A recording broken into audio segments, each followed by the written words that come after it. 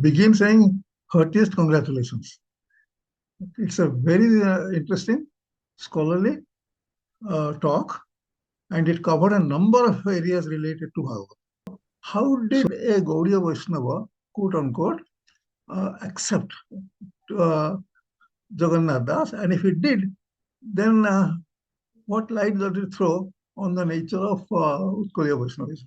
चैतन्य ओडिशा रे पसिले जगन्नाथ मंदिर में देखिले सी जगन्नाथ दास को से बटवृक्ष तले देखिकी अतिबड़ी बोली डाकिले तांकर सेही बटवृक्ष मूल रे ही बहुत समय साक्षात हुए कथावार्ता हुए. Thankfully, all the dots connect when you are speaking, ma'am. So it's like it's a real privilege that this is happening, and I really wish that you can make it happen in other academic circles and literary, like how there are different literary festivals happening all around. Jaipur Lit Festival. कोइली के सब जे मथुरा को गला कहाँ गले गला पुत्र बाउडी नोइरालो कोइली. Acha, I really enjoyed the entire presentation. It was so very thoughtfully curated. I'm very grateful.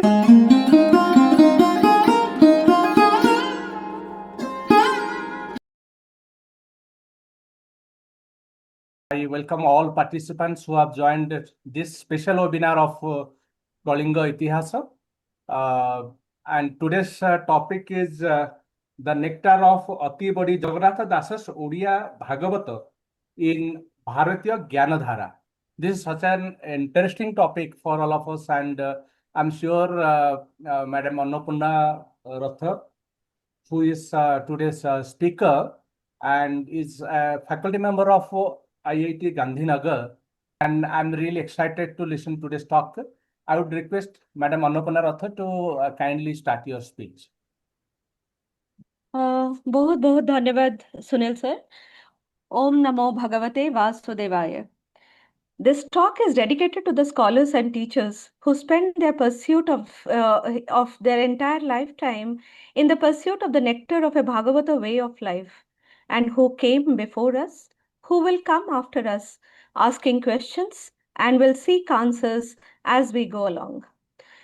This talk is particularly mentioning Adi Shankaracharya, Sri Madhavacharya, Sri Vallabhacharya, Sridhara Swami, Sri Jiva Goswami, who have actually led us into the different parts of Bhagavatam, Śrīmad-Bhāgavatam, through their ways of thoughts, through their ideas, and through their engagement with a classic and a very rich cultural heritage of our Sanskriti, of our traditions, which is Bharatiya Gyan Dhara.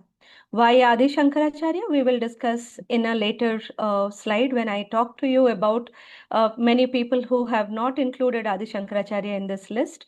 I'm going to include him in this particular conversation on the genealogy of Śrīmad-Bhāgavatam. This talk is dedicated to my late grandparents who taught me the significance of Bharatiya classics and epics as throughout their lives and their lifetime. So the title of this talk is Bharatiya Gyan Dhara, the nectar of Atibaḍī Jagannātha Dāsa's Odia Bhagavata in Bharatiya Gyan Dhara. यार मूल ओडियाटा होचे भारतीय ज्ञान धारा रे अतिबड़ी जगन्नाथ दास को ओडिया भागवतर अमृतमय प्रवाह. मोर समस्त को बहुत भूमिष्ठ नमस्कार, जय जगन्नाथ, प्रणाम. कलिंग इतिहास पर्टिकुलरली समस्त दर्शक और एवं बहुत रिच श्रोता मान को मोर भूमिष्ठ प्रणाम एवं अभिनंदन. आदिमाता सारଳାଙ୍କର आज्ञा मन को धरिकी मोर वक्तव्यटा आरंभ करुचे. अतिबड़ी जगन्नाथ दासकर श्रीमद्-भागवत उपरे कथा कहिबा बा सुनिमा एक गुरु दायित्व बोली मु निजे मने करे. महाप्रभु श्री जगन्नाथ एक कोनोसी ए गोटिक वक्तव्य नुहे, बरं आम समस्तଙ୍କ मूल चिंताधारा रे अवस्थित अछन्ते. मो कथा मो इंग्राजी रे रखिवा को जाउचे काहेकि ना मोर समस्त अण ओडिया बंधु माने आउ अन्य श्रोता माने तांको पर्यंत ए वार्ताटा पहुंचु पारु बोली मु मने करे आ तेणु सेथिबे मु ए पूरा वार्ताटा मोर इंग्राजी रे रखिबी आ इंग्लिश रे कहिबी so that the thoughts would reach a larger mass of people, because that is what Bhagavatam and Śrīmad-Bhāgavatam of Maharṣi Vedavyāsa is. It is the people's text. I'm deeply grateful to Kalinga Itihasa. I'll be reading some parts of my work. I'll be talking to you. I will be engaging with you as I go along. I'm deeply grateful to Kalinga Itihasa and particularly Sunil sir and Professor R.K. Vishwar from NIT Rourkela for giving this platform to me and for letting me discuss and have a conversation on our ongoing research on Odia Bhagavata at IIT Gandhinagar.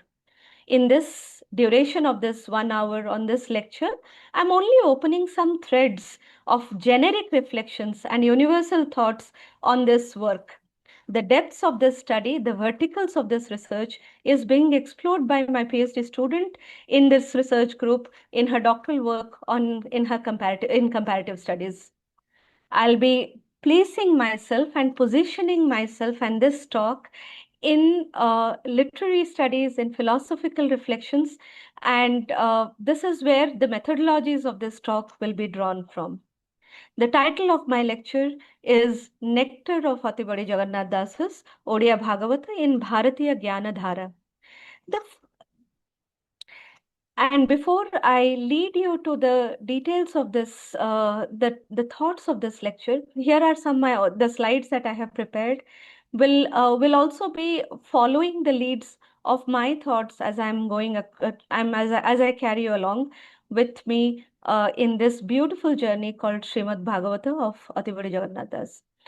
This is how the Odia Bhagavata begins. The starting of Odia Bhagavata is Nigama Kalpatarora Galitam Phalam Sukhamukha Dravamrita Drava Sanjutam Pivatam Bhagavatam Rasamalayam Muhuruho Rasika Bhuvi Bhavuka. The first sentences in Atibaḍī's Odia Bhagavata, jodi apna mane kehi Atibaḍī Jagannātha Dāsa karo Odia Bhagavata kholi debe, the first few sentences would go as follows. Namai Nursingha Charana, Anadi Parama Karana, Jabinu Adi Madhya Ante, Bichara Naghate Jagate, Indriya Arthe Je Janai, Swate Je Nide Prakasai, Ananda Mane Vedasara, Brahmande Je Kale Vistara.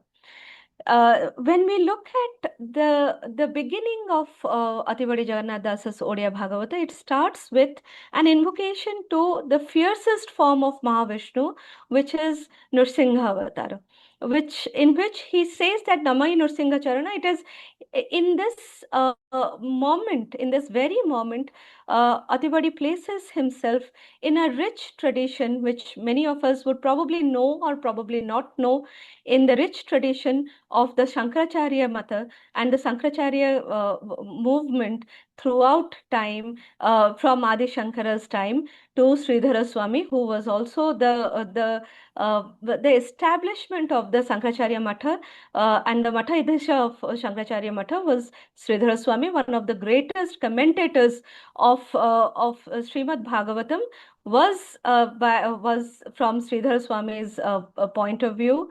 And this is Bhavartha Deepika, and Sridhara Swami would be giving this commentary in the same line of thought where Sri Nursingha Avatar is placed as the core of the conversation. If you look at whether you look at Odia Bhagavata or whether you look at Śrīmad-Bhāgavatam, one of the major or one of the core thoughts and the core words that you would find in the mention of Śrīmad-Bhāgavatam is rasa and rasika, rasa, rasamalaya and rasika. When we talk about the first word in Śrīmad-Bhāgavatam, when we look at rasa as a word and rasamalaya as a word, as a cultural magnum opus, Śrīmad-Bhāgavatam is described as an alaya, a temple, an abode or the sanctuary of rasa, and the essence of which carries the different essence of all kinds of aesthetic flavors, not just the navarasas, but even much more the metarasas, and which goes into many more forms and layers of rasa, the aesthetic experience of rasa, which is far beyond only the navarasas. It is this temple or sanctuary of rasa as a sense, as it is meant for providing a complete kinesthetic experience for the rasika. In this context, the English word nectar, or the translation as nectar, is only providing a limited perspective into the entirety of the aesthetic experience and the grandiose of the Moola Sanskrit term rasa and rasika that is hidden in the very first sentence of Śrīmad-Bhāgavatam and also in Odia Bhagavata. Let me mention here that in Maharṣi Vedavyāsa Śrīmad-Bhāgavatam, it starts with Sachidananda Rupaya Vishwatpatyadi Hetave Tapatraya Vinasaya Shri Krishnaya Vayamaham. Whereas Atibaḍī in his statement starts with Nursingha Avatara. It is a very interesting way of understanding how the core of Odia-ness is established from the very first sentence of Odia Bhagavata. On the screen that you are seeing, you might be seeing a picture from B.V. Shukla's Bhagavata Ghara and Village Panchayat in medieval Odisha, which is a 1986 book, a classic book. And this is a text. This is where almost you would find that most of us would relate to the Bata Vriksha inside the Kalpabata inside the Jagannath temple in Puri, where the Odia Bhagavata was actually composed for the first time. So this is the path that I will be carving for you all in the course of this lecture and this discussion. I'll be talking briefly about Śrīmad-Bhāgavatam and Bhagavata Mahapurana. Let me just mention my own limitations, that when we talk about something like a Bhagavata Mahapurana, a course of this 1 hour or this 45 minutes is really less to talk on the enormity of this huge text, this Mahapurana. We'll talk about Puranas and Mahapuranas in the course of this discussion, and why Śrīmad-Bhāgavatam and how Atibaḍī Jagannātha Dāsa connects himself to the Bhagavatam or the Bhagavata Dhara, which was actually placed by none other than Maharshi Krishnadwapa and Vedavyāsa. We'll be looking at some of the background research on Odia Bhagavata, and particularly this statement and this particular side of my thoughts is coming from those for those students and for those young scholars who are interested to work in these areas, but are really they really feel overwhelmed when they are working on Odia Bhagavata, or when they look at Odia Bhagavata from the point of view of a non-Odia speaking audience, English or Hindi or any other audience.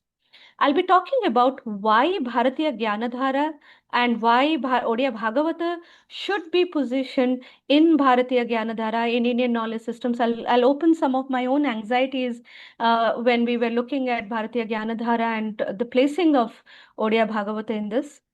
We'll be talking about notes on specific episodes of third Skandha, just to show you how the work is progressing. I am not able to open fourth Skandha this time for you all, but why third Skandha? We'll be also looking at it as I take you across through my thought threads. The Odia Bhagavata of Atibaḍī Jagannātha Dāsa is the crest jewel of Utkaliya Vaishnava Dhārā. This is one of the earliest translations or transcreations into any Indian language of Maharshi Vedavyāsa's Śrīmad-Bhāgavatam. This voluminous poetic composition that is written in Nabakshari meter or Nabakshari Chanda comprises 12 skandhas. I'll talk to you about the 11th skandha and the 12th skandha conversation, that there is a conflict of who the authors of the 12th skandha is in Odia Bhagavata. A range of Adhyayas which marks the standardization of classical Odia language within the 15th and 16th century Pañcasakhā literature. The thoughts are also connected to why Odia Bhagavata should be placed in the literary lineage of Bharatiya Gyan Dhara, and particularly in a tradition of already existing rich textual interpretations of Śrīmad-Bhāgavatam that have already existed in Sanskrit language through centuries, through various commentators, through great sages and seers and saints that have guided us through time. the Bhagavata, as it is known in households of Odisha, is so deeply ingrained in the agrarian consciousness of Odisha's rural ethos that it has been taken for granted for a long time by literary commentators in the English language, which is the language that we are actually working on in the course of this research and as a part of our research. Therefore, this presentation highlights my own incomplete Yuga-dharma. I consider this as my Yuga-dharma to bring Odia Bhagavata into popular imagination as a key classical Indian language text. In the discussion, already a very engaging discussion on the Puranas and Mahapuranas are already going on in the entire country.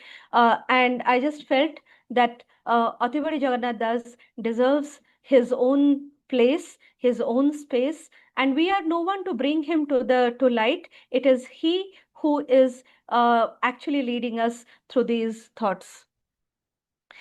When we talk about Śrīmad-Bhāgavatam, which is the Mula text in Sanskrit, and let me just mention it here that Odia Bhagavata, Atibaḍī Jagannātha Dāsa will be very conservative when he is looking at the Sanskrit text, but at the same time, he was also doing his own ways of innovations, his own ways of development of thoughts, his own ways of retellings and some bit of recreations. And please do not misunderstand retelling as misinterpretation, which many of us are doing today with our sacred texts. Śrīmad-Bhāgavatam starts at a very critical juncture of civilizational changes. It starts at a point of life and death for no one but none other than King Parikshit, the last or probably one of the last torchbearers of the Pandava Vansa, who was actually coming from a lineage that goes back to Abhimanyu, to Arjuna, to the kings that have been so eulogized by a text that had come before it, and that was Mahabharata. Maharṣi Krishna Dvapayana Vedavyāsa is considered to be the composer of Śrīmad-Bhāgavatam. There is a beautiful story associated with Maharṣi Vyasa, and I'm sure that most of you who are acquainted with the first Adhyaya of first Skandha of Odia Bhagavata and also the Sanskrit Bhagavata would know in the Naimisharanya Upakhana that there was a very strong disillusionment in Maharshi Vedavyasa, where after he had written Mahabharata, he thought that what have I given to the world? Other than war, other than pain, other than disillusionment. So this is the narrative voice that was guiding the entire Mahabharata, and that's when he actually he retreated into Badrika Ashrama. And when he retreated into Badrika Ashrama, there it was a very interesting moment when by the Saraswati River, when Maharshi Narada, sage Narada reaches him, of course, in the direction of Mahavishnu, and tells him that of all the things that are making you disillusioned, the best thing that will probably help you to emerge out of this pain, this extreme cusp of a mental and emotional decline that you have faced as not just as an author, but as also someone who has seen the entire text unfolding, the entire events of Mahabharata unfolding right in front of you, would be that you should write the Krishna Charita, the Shri Krishna Charita, which would be known as Śrīmad-Bhāgavatam to the world who would be able to access it in the future. Now, it is a very interesting side that Western scholars, and particularly there are a lot of scholarship from the West which has come to say that the Mahapurana, particularly Śrīmad-Bhāgavatam, is composed only after 8th century. We have argued in our research, and particularly this is a research that my student is working on very heavily in her studies, is that this cannot be possible that 8th century AD, 8th century Common Era would be the timeline in which Śrīmad-Bhāgavatam, the Sanskrit original by Vedavyāsa, would have been composed. There is no doubt about it that it is Srikshetra Puri which will hold the keys to the past and the antiquity of Śrīmad-Bhāgavatam, which dates much, much, much earlier than 5th century or 3rd century even. There is a very interesting discussion that Adi Shankara did not know the text of Maharshi Vedavyāsa, and because there is no Shankara Bhashya associated with Śrīmad-Bhāgavatam, and we have contested with our own thoughts that not just our own thoughts, but from what we found in the Govardhana Matha at Puri and also from the writings of Shankara, including when he is composing Jagannatha Ashtakam, where he was very, very well aware of Krishna, of Sri Krishna as, and he equates Mahaprabhu Sri Jagannath as Sri Krishna. There are 12 books in Skandhas. I'll not delve into the antiquities deeply because this is not the course at this point in time. This is not the course of my discussion in this presentation. But we have already presented a lot of this work in the Indian Philosophical Congress, and some of this research is coming soon in the form of a paper. There are 12 books, original books in Śrīmad-Bhāgavatam. This is Śrīmad-Bhāgavatam of Maharshi Vedavyāsa. The Skandhas are divided into different chapters or Adhyayas. There are about 18,000 verses in the original Śrīmad-Bhāgavatam. In some versions, there are around 14,900 verses. In some, there are 15,000 verses. We have been counting the numbers. And if you observe what is Śrīmad-Bhāgavatam as a text, the Bhagavata book that you are seeing here, Śrīmad-Bhāgavatam as a text, Bhagavan as Parama Bhagavatam is what is encoded in the form of a book. He is considered as that who is knowledge and the epitome of knowledge. In one stage, as we said, as I mentioned to you, that at one level, the narration has the crisis of Maharshi Vedavyāsa himself.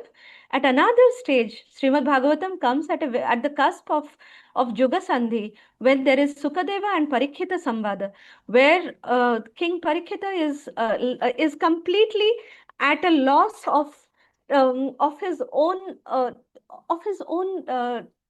presence and his own identity in the entire timeline, when suddenly, all of a sudden, he is, with the curse of Maharshi Shringi's son, he stands at the cusp of life and death at very moment, at the Yuga Sandhi of Dwapara and Kali Yuga. He is suddenly put at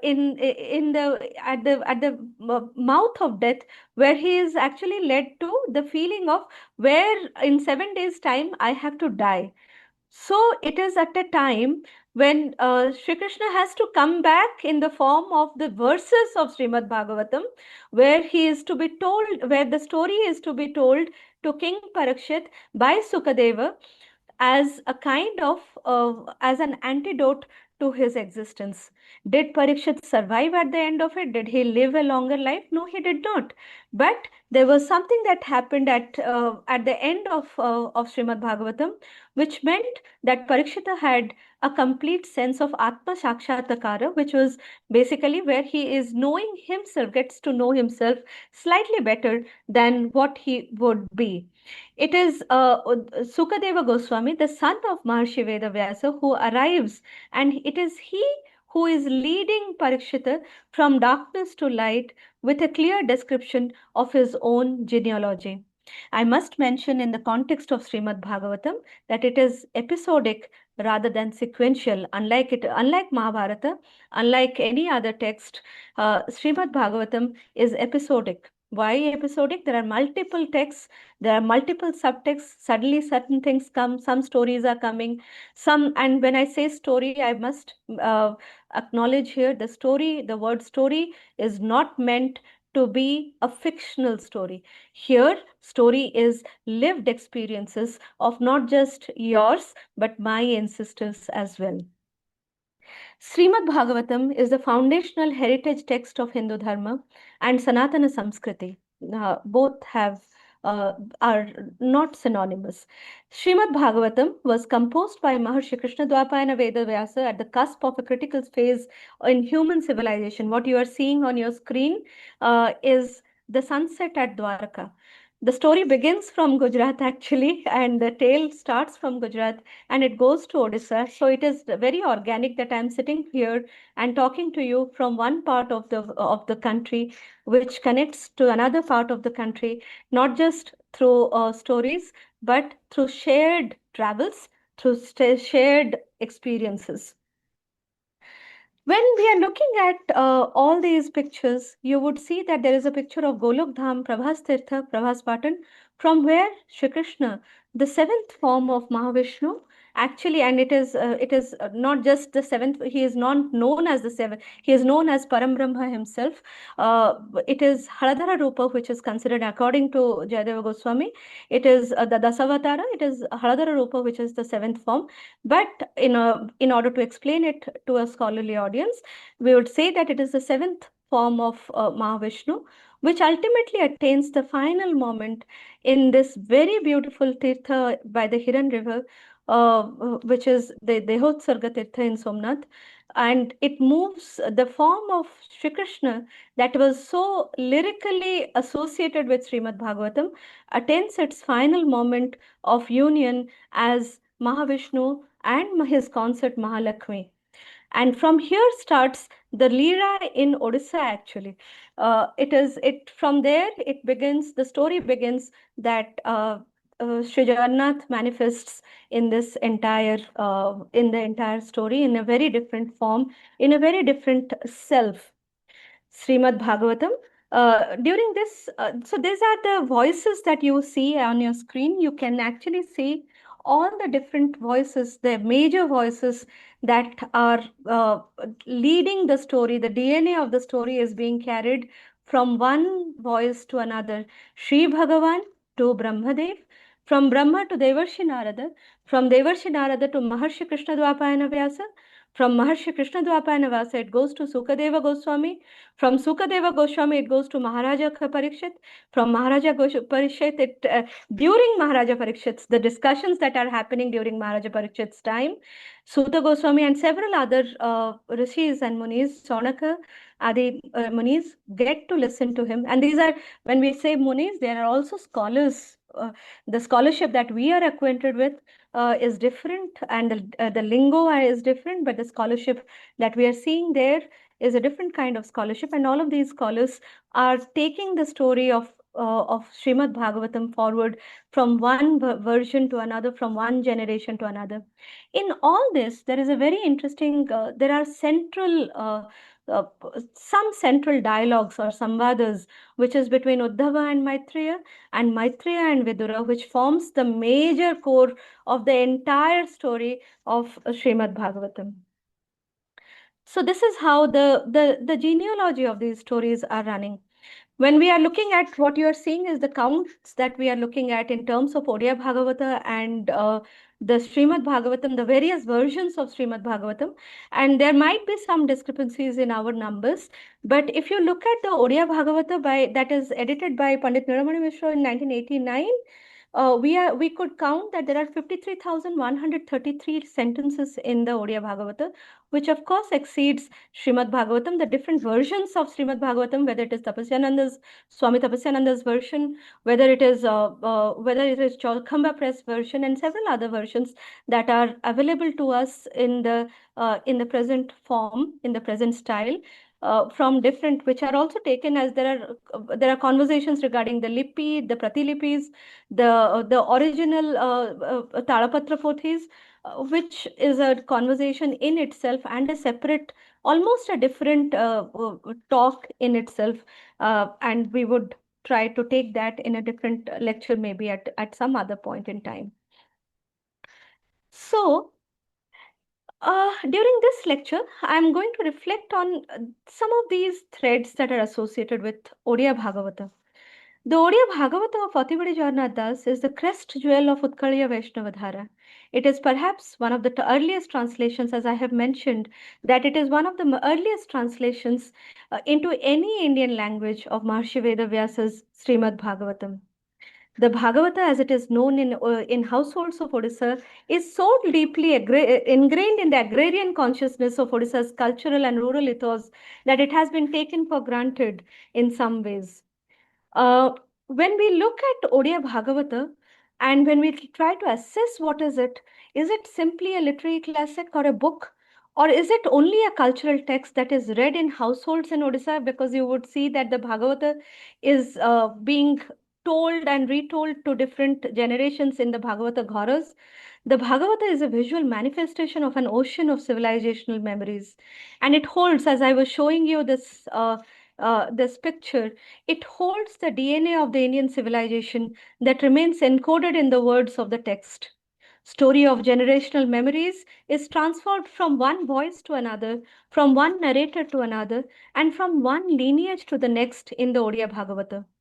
The manifested form of Sri Bhagavan as Purushottama Sri Jagannath is Bhagavata itself. The Bhagavata Dharma is an encoded form of living and livelihood that is deeply connected to the organic Prakriti, the life that takes not just environmental consciousness, but also compassion, discipline, self-reflexivity as its very binding force and a very necessary way of living in times which are crucial and critical, including the times of war and peace. There is a question that I have always faced when I was studying and when I was working on Odia Bhagavata. The question is that has been given to me by many scholars through time is that why does one need to reflect upon the antiquities of Odisha's classical literature and go back in time when the reference and points of access in the 21st century academic goalposts are so quickly and rapidly changing? And when there is so much of metropolitan and urban cultural changes, including changes of taste, aesthetic interests, as well as our relationship-based changes that do not have any similarities or any reference points to the time of the early 15th and 16th century when Odia Bhagavata was written by Sri Jagannath Das in Srikshetra. People have largely relegated this text to the sidelights of literary discourse, stating that these are religious texts, and that is why the Dhara word you are seeing on your screens. I'll be staying with this screen for some time. The recent resistance and hostility that I have faced, not just in one place, but throughout the country, while bringing these texts to the discursive space of IITs, border on two amusing reactions from scholars. The first reaction that I have got is that Odia Bhagavata is not a part of Indian knowledge systems, but rather let us relegate it to indigenous knowledge systems because it caters only to the Odia readership masses and it is not pan-Indian in its access or its essence. Some scholars in their individual capacity, and I'm bringing this anxiety to this August gathering while I'm talking to you about Odia Bhagavata, is that some scholars in their individual capacity have discussed with me about relegating Jagannatha Dāsa and the Pañcasakhā literature to Gaudiya Vaishnava Dhārā or to the predominant influence of either Tamil or Telugu literary influences on Puri Mathas of 16th century. The second thing that I have heard when I have taken Odia Bhagavata, I have run from pillar to post to take Odia Bhagavata to people and saying that please include this in Indian knowledge systems, is that a few friends have told me, why are you so interested in this text? When because you are known as someone who is a Shakta by your thoughts, and why are you studying a Vaishnava only Sahitya as ingrained in Odia Bhagavata? To me, the answer lies in the centrality of Srikshetra Puri and Jagannath Samskriti as the keys to the language and the philosophy that is known as Bhagavata Dhara. The Utkaliya Vaishnava Dhara and Gaudiya Vaishnava Dhara, which are the two dharas which have been so strongly being discussed and told across the spectrum on the last couple of years and months, is that they are similar to two branches of the huge oceanic space of Vaishnava Samskriti that intersect with one another, but they have their own distinctive style, their own different colors, their own styles, taste, and aesthetic vision, which need to be separately preserved and observed through discerning eyes rather than by homogenizing or appropriating or predominating one over the other. While the Utkaliya Vaishnava Dhara primarily works with Dasya Bhava. And this is something that I'm not just citing from my own thoughts, but there are many scholars such as Mohanty, and there are many other scholars who have been talking about the Utkaliya Vaishnava Dhara and the Gaudiya Vaishnava Dhara. The Utkaliya Vaishnava Dhara primarily works with Dasya Bhava. It is servitude to the grand Purushottama Mahaprabhu Sri Jagannath with Karma Kanda and Jnana as its core. It is knowledge that is the core pursuit for union with the divine through ethical moral principles that are imbibed from the large ocean of Vaishnava Karma Paddhati. The Gaudiya Vaishnava Dhara relies on Sakhya Bhava with companionship, bhakti, prema, and complete abandonment to Sri Krishna, the seventh manifested form of Mahavishnu, as its core value system. The second question that was put to me, that you are a Shakta, why are you talking about Utkaliya Vaishnava Dhara, is as follows. As far as the Shakta Vaishnava Saiva demarcations are concerned, I have always felt that Mahaprabhu Sri Jagannath is the ultimate melting pot of the Dvaita form of Sri Balabhadra, Mahamaya Devi Subhadra, and Mahaprabhu Sri Jagannath himself, who are residing in one Ratna Mandap, and the Advaita and Vishishta Advaita Bhava that equates Sri Mahaprabhu with Mahakal and Mahakali, the eternal timekeepers, would always be a complete unison and very difficult to comprehend unless we look at it from the point of view of Jnana and Bhakti as combinations.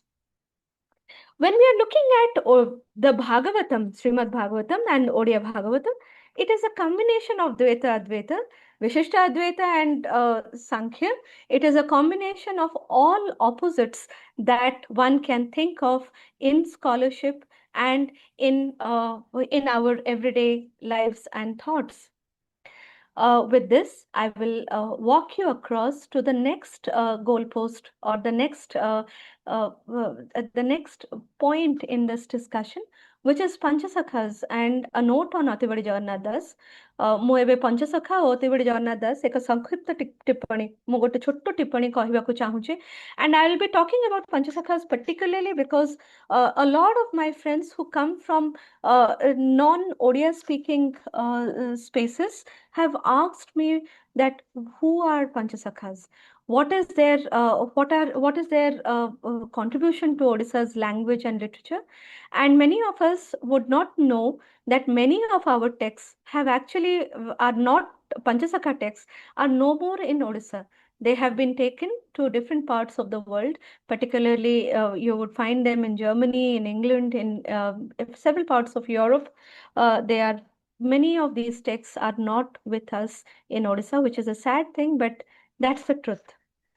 In order to understand the context of Atibaḍī Jagannātha Dāsa's magnificent composition called Śrīmad-Bhāgavatam, it may be worthwhile to reflect briefly upon the enigmatic timeline of the 15th and 16th century Odisha, which set the stage for a cultural renaissance, and not just a cultural renaissance, but a social renaissance of an unimaginable proportion that changed the way Odia Bhasa, Samskriti, Odia philosophy, culture appeared with an emblazoned presence in the firmament of the entire Indian Bhakti movement, with the rise of 5 luminaries known as the Pañcasakhās, along with the great Adikavi Sudramuni Sarala Das, with his voluminous work entitled Sarala Mahabharata, which had come in late 15th century.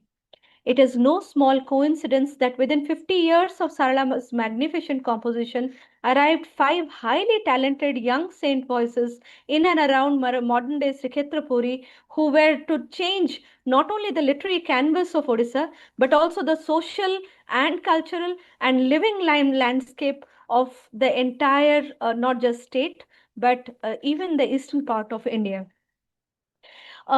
This is the timeline of King Prataprudra-Deva's rule from 1497 to 1536. There are some disagreements regarding the birth year of the Pañcasakhās due to the change in the Gregorian calendar and Srikshetra Puri's Khadiratna Panjika and several other Panjikas.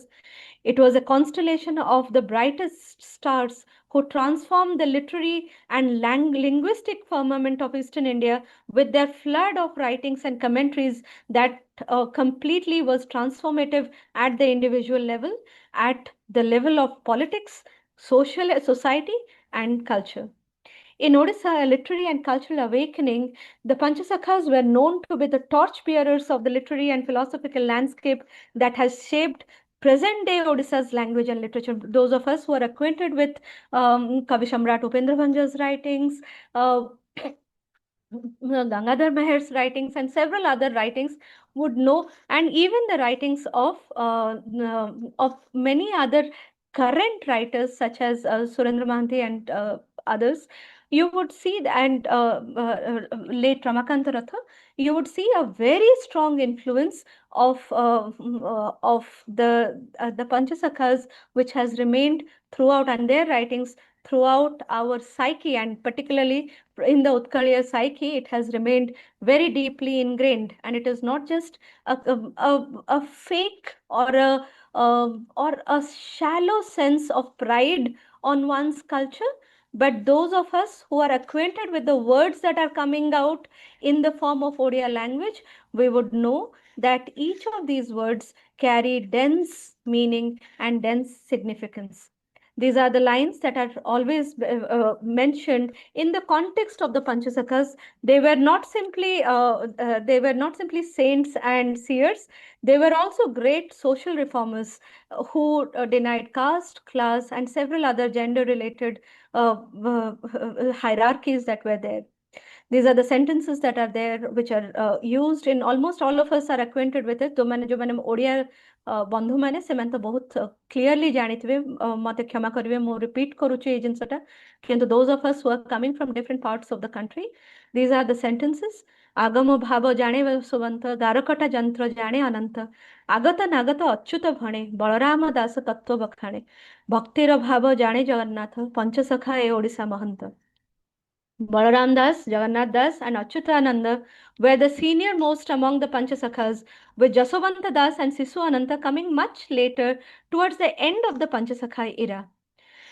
Siddha Balaram Das, Kripa Siddha Balaram Das, and they was practicing his very deep tattvic thoughts in his writings, and those of us who would know his writings, Jagamohan Rama and Dandi Brutta by Balaram Das actually came a couple of years earlier than Goswami Tulsidasa's Ramcharitamanas, which is such a huge divine text that is accessed by all of us across the country, not just as a literary classic, but also as a classic of our civilizational heritage. So in this, Balaram Das, Jagannath Das, and Sri Achyutananda wrote and practiced in the dense variations of the Vaishnava Dhara, with Sri Kshetra Puri and Mahaprabhu Sri Jagannath as the epicenter of their linguistic and philosophical view. They worked closely with Chaitanya Mahaprabhu. They were very close associates, and very closely also a great set of friends that were happening, friendships that were there at the same time, in ways that they marked the confluence of two dharas, the Utkaliya Vaishnava and the Gaudiya Vaishnava Dhara. Atibaḍī was actually a title that was bestowed on Sri Jagannath Das by none other than Chaitanya Mahaprabhu himself. It may be noteworthy here that while all three senior Pañcasakhās were writing in Sattvika Vaishnava Mata, it was Balaram Das and Sri Achyutananda who practiced the Dandi Brutta, a specific metrical pattern that was actually developed by Adikavi Sharala Das. We have Professor B.N. Patnaik here in this August gathering, and he is the one who has been talking about the Dandi Brutta and this entire the thought process associated with Sarala Das's writings in much more density than what I can ever do. Odia Bhagavata came as a different tradition. It was Nabakshari Brutta or Nabakshari Chanda, not Brutta, which was being developed by Atibaḍī Jagannātha Dāsa in order to make it accessible for people who cannot read Sanskrit and who cannot access the Sanskrit Bhagavatam. Harivamsa, which is another beautiful text by Mahapurusha Achyutananda, and many of us are not studying Harivamsa, and I wish some young scholars would actually take up these texts in future if they can. It requires patience and time, which many of us do not have. Pañcasakhā is also Sakha. If you look at it, each of them have a branch in themselves. They were closely connected, but they had their individual styles, their individual ways of writing, and they were prolific in terms of their literary output. Many of them, for example, Mahapuruṣa Achyutananda, who lived for almost 120 years, and many of my non-Odia speaking friends are aware of him through his Bhavishya Malika. But Malikas are not the only things that Achyutananda or any other of these Pañcasakhā poets and seers were writing. Malikas were being written by all of them, but that is just one part of their literary output. Harivamsa is a very beautiful text, and many of us are not acquainted with Mathura Mangala, which is a part of Harivamsa, which should have been studied and written in depth. In this entire story, Atibaḍī Jagannātha Dāsa comes as almost one of the brightest luminaries in the firmament. He was the son of Bhagavan Das and Padmavati Devi, born in Kapileshwarpur Sasan in Puri. Again, as I mentioned, that it is during the reign of Pratap Rudradeva. Odia Bhagavata was written as a call for reforms and for access to Śrīmad-Bhāgavatam by women and members of rural community of Odisha. Those who are actually, I'm not going into the depths of Odia Bhagavata in this particular lecture, but if you actually read any of the Skandhas in depth, and particularly if you're reading the 4th Skandha and 5th Skandha, you would know that there is a very strong, a dense association of geography, very clean and very clear picture of geography and geographical knowledge in our poets, saints, and seers in the past. This picture is a pratita. We don't have any clear picture of Atibaḍī Jagannātha Dāsa, and this is a pratikatmaka swarupa which is available in Bada Odia Matha, that is currently in use across all research that has been done on Odia Bhagavata. Now, let me take you across, and this is something which I have for scholars who are seriously interested and are invested in research in Bhagavata studies, Śrīmad-Bhāgavatam, and consequently on Odia Bhagavata in comparative studies. Odia Bhagavata, as I mentioned, is one of the earliest translations that has come to light in the entire country. My research project emerges from an anguish regarding not only the preservation of intangible cultural heritage, but also a very limited critical and academic interest and engagement among masses, including those in Odisha, with an important part of our own civilizational memory. The stage for my study was set back in 2013-14 when I traveled to Odisha and started searching for Bhagavata Tungis that apparently had existed in every village of Odisha as a part of communitarian activities where people used to gather to celebrate the spirit of Odia Bhagavata in agrarian hamlets. Mahaprabhu Sri Jagannath's deep, all-pervasive connection with Utkaliya Sahitya, Sanskriti, and the lifestyle in Odia villages was something that was encoded in Odia Bhagavata, and I really wanted to know more about it in that particular timeline.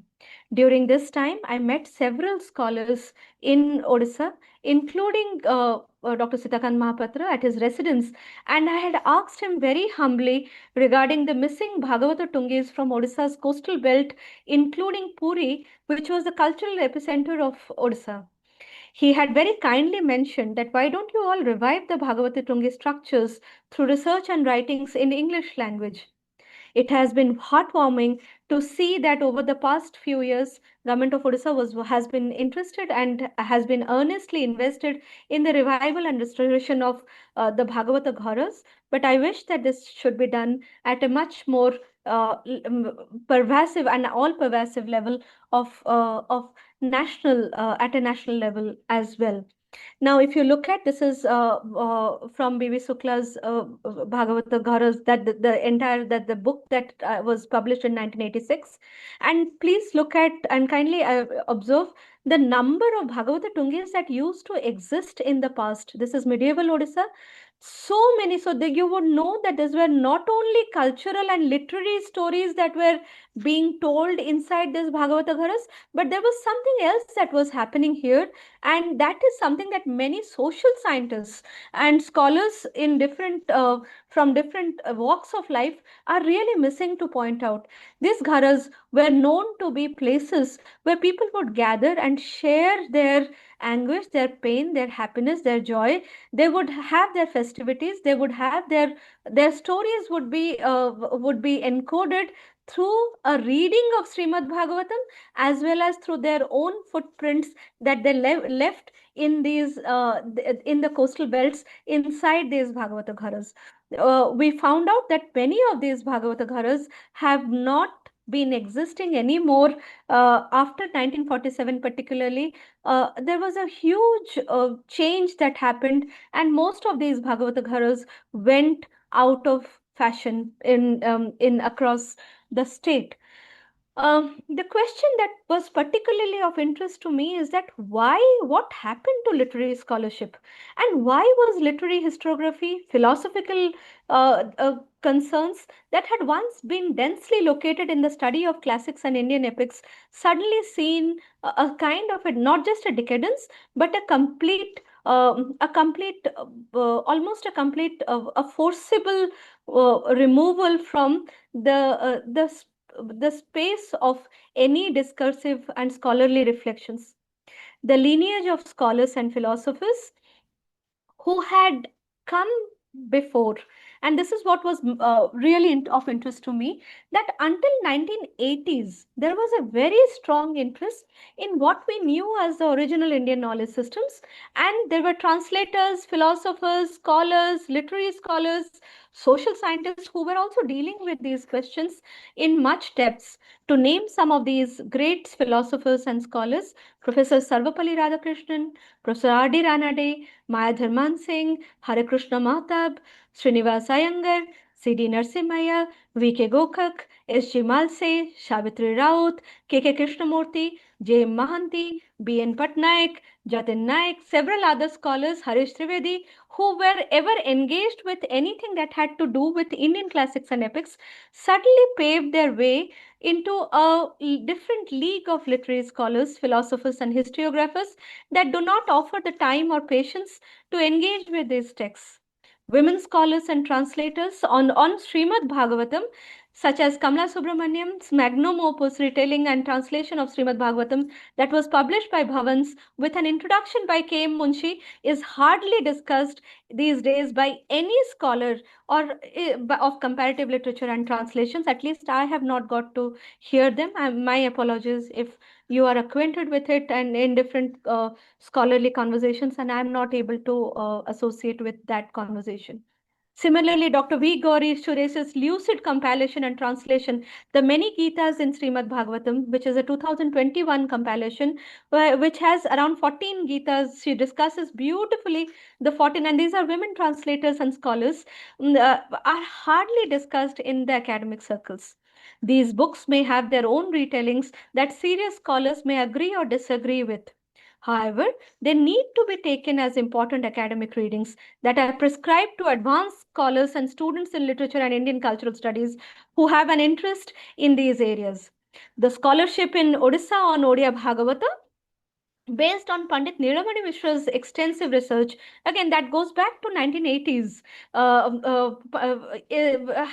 has remained at a very nascent stage. It has not been taken over by young scholars and young thinkers and critics in the present times. Across the country, the engagement could have been much better. The later edits on and rewriting of Atibaḍī's Moola Bhagavata by different publishers and press have also led to limited awareness or research engagement with this text beyond Odisha. There is no doubt regarding the venerable position of Odia Bhagavata in the households across the state, particularly Ma Manuko au moro auntie Manuko jo mane achhanti ethi asichanti sunima pe mate semanunku moro बहुत बहुत क्षमा प्रार्थना, कारण सेमाने जहाँ पढ़ुचंती आ जहाँ कहउचंती ମୁଁ ବୋଧେ ଏ ଜନ୍ମରେ ଆଉ କହିବାଟା ମୋ ପାଇଁ ସମ୍ଭବ ହବ ନାହିଁ. There is no doubt regarding the venerable position of Odia Bhagavata in households across the states. However, the text also demands to be understood from social, cultural, and literary scholarship from different points of view. Odia literature and departments of culture have made some significant contributions to the study of Bhagavata. However, literary criticism in English language based on Odia Bhagavata has been limited. Back in 1989, Sitakanta Mahapatra in the Sahitya Academy series on the makers of Indian literature had written a volume entitled Jagannath Das. In Bhagavatar Alochana, late Professor Sarbeshwar Das, eta bahut rare bohi jo mane students achanti semanku eta help kari pare. In Bhagavatar Alochana, late Professor Sarbeshwar Das made a comparative study between the original Śrīmad-Bhāgavatam of Maharṣi Vedavyāsa with the writings of Atibaḍī himself. Pandit Nilamani Mishra had also written a rare commentary, that which is there on your screens. You can see a snapshot of it. A rare commentary entitled Odisha Sanskrita Lekha or Lekhaka in 1961, which includes the Sanskrit writings of Atibaḍī in addition to Odia Bhagavata. In the recent times, Professor Kailash Chandra Das has made a lot of contributions and efforts to write the historical aspects of the Bhagavata Gharas in his historical analysis. The context of the above discussion is that while there are substantial interest and contributions to the precious literary epics that was there in the past, why is there so much of a decline and resistance in comparative research, translation studies, literary studies in English and philosophy departments on both Indian classics and Indian epics, as well as on Atibaḍī's writings? In a popular article of February 2025 for Samachar Click, Professor B.N. Patnaik claims some of the less known thoughts on Odia Bhagavata, which is also there in Jain Mahanti's book on the history of Odisha.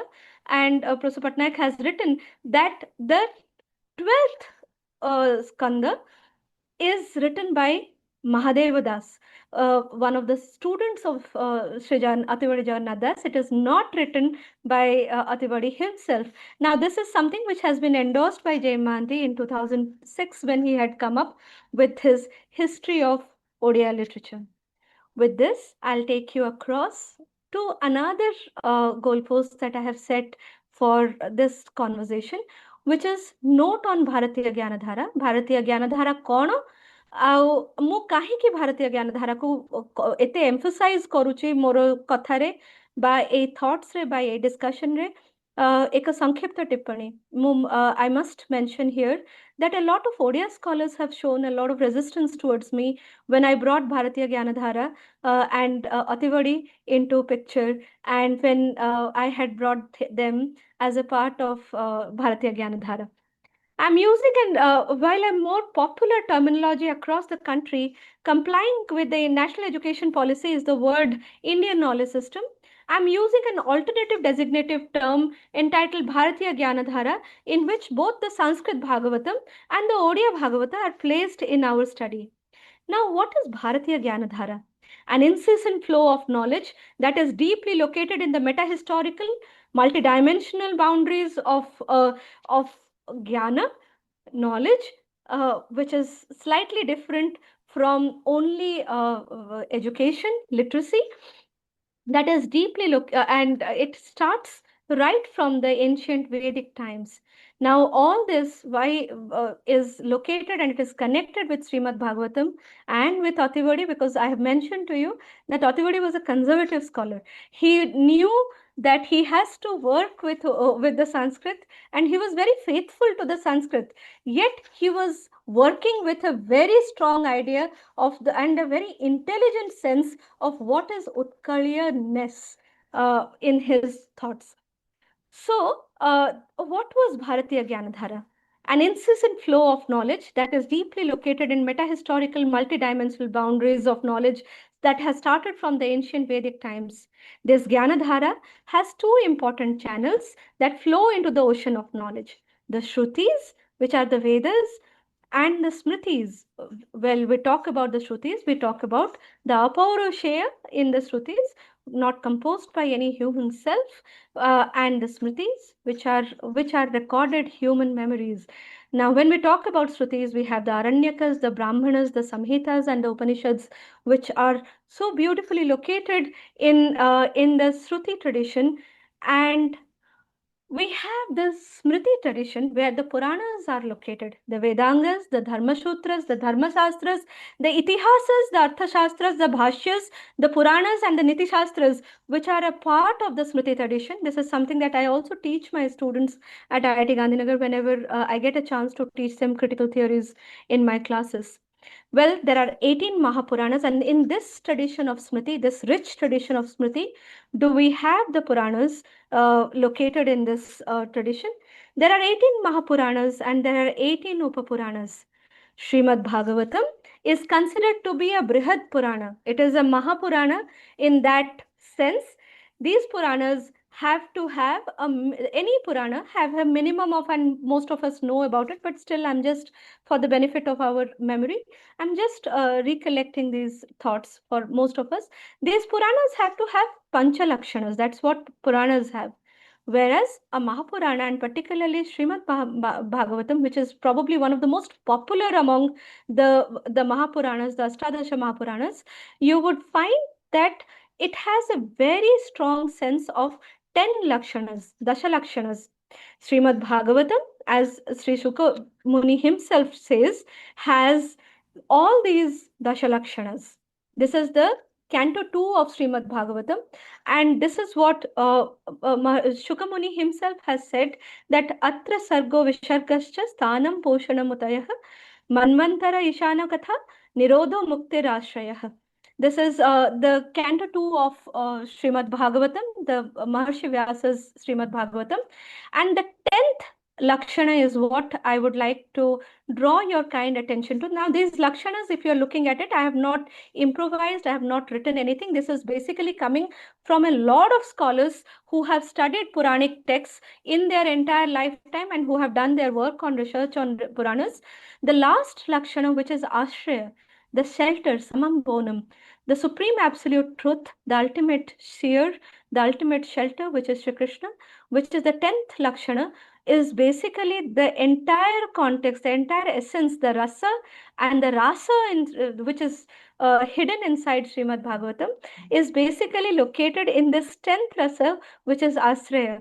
Those of us who remember the Śrīmad-Bhagavad-Gita's, the last chapter, the 18th Adhyaya of Śrīmad-Bhagavad-Gita, and the last sloka of Śrīmad-Bhagavad-Gita, where Shri Krishna tells Arjuna, Sarva dharmanu paritejyam mamikam sharanam braja aham tvang sarva papebhya mokkhe shyamima sucha.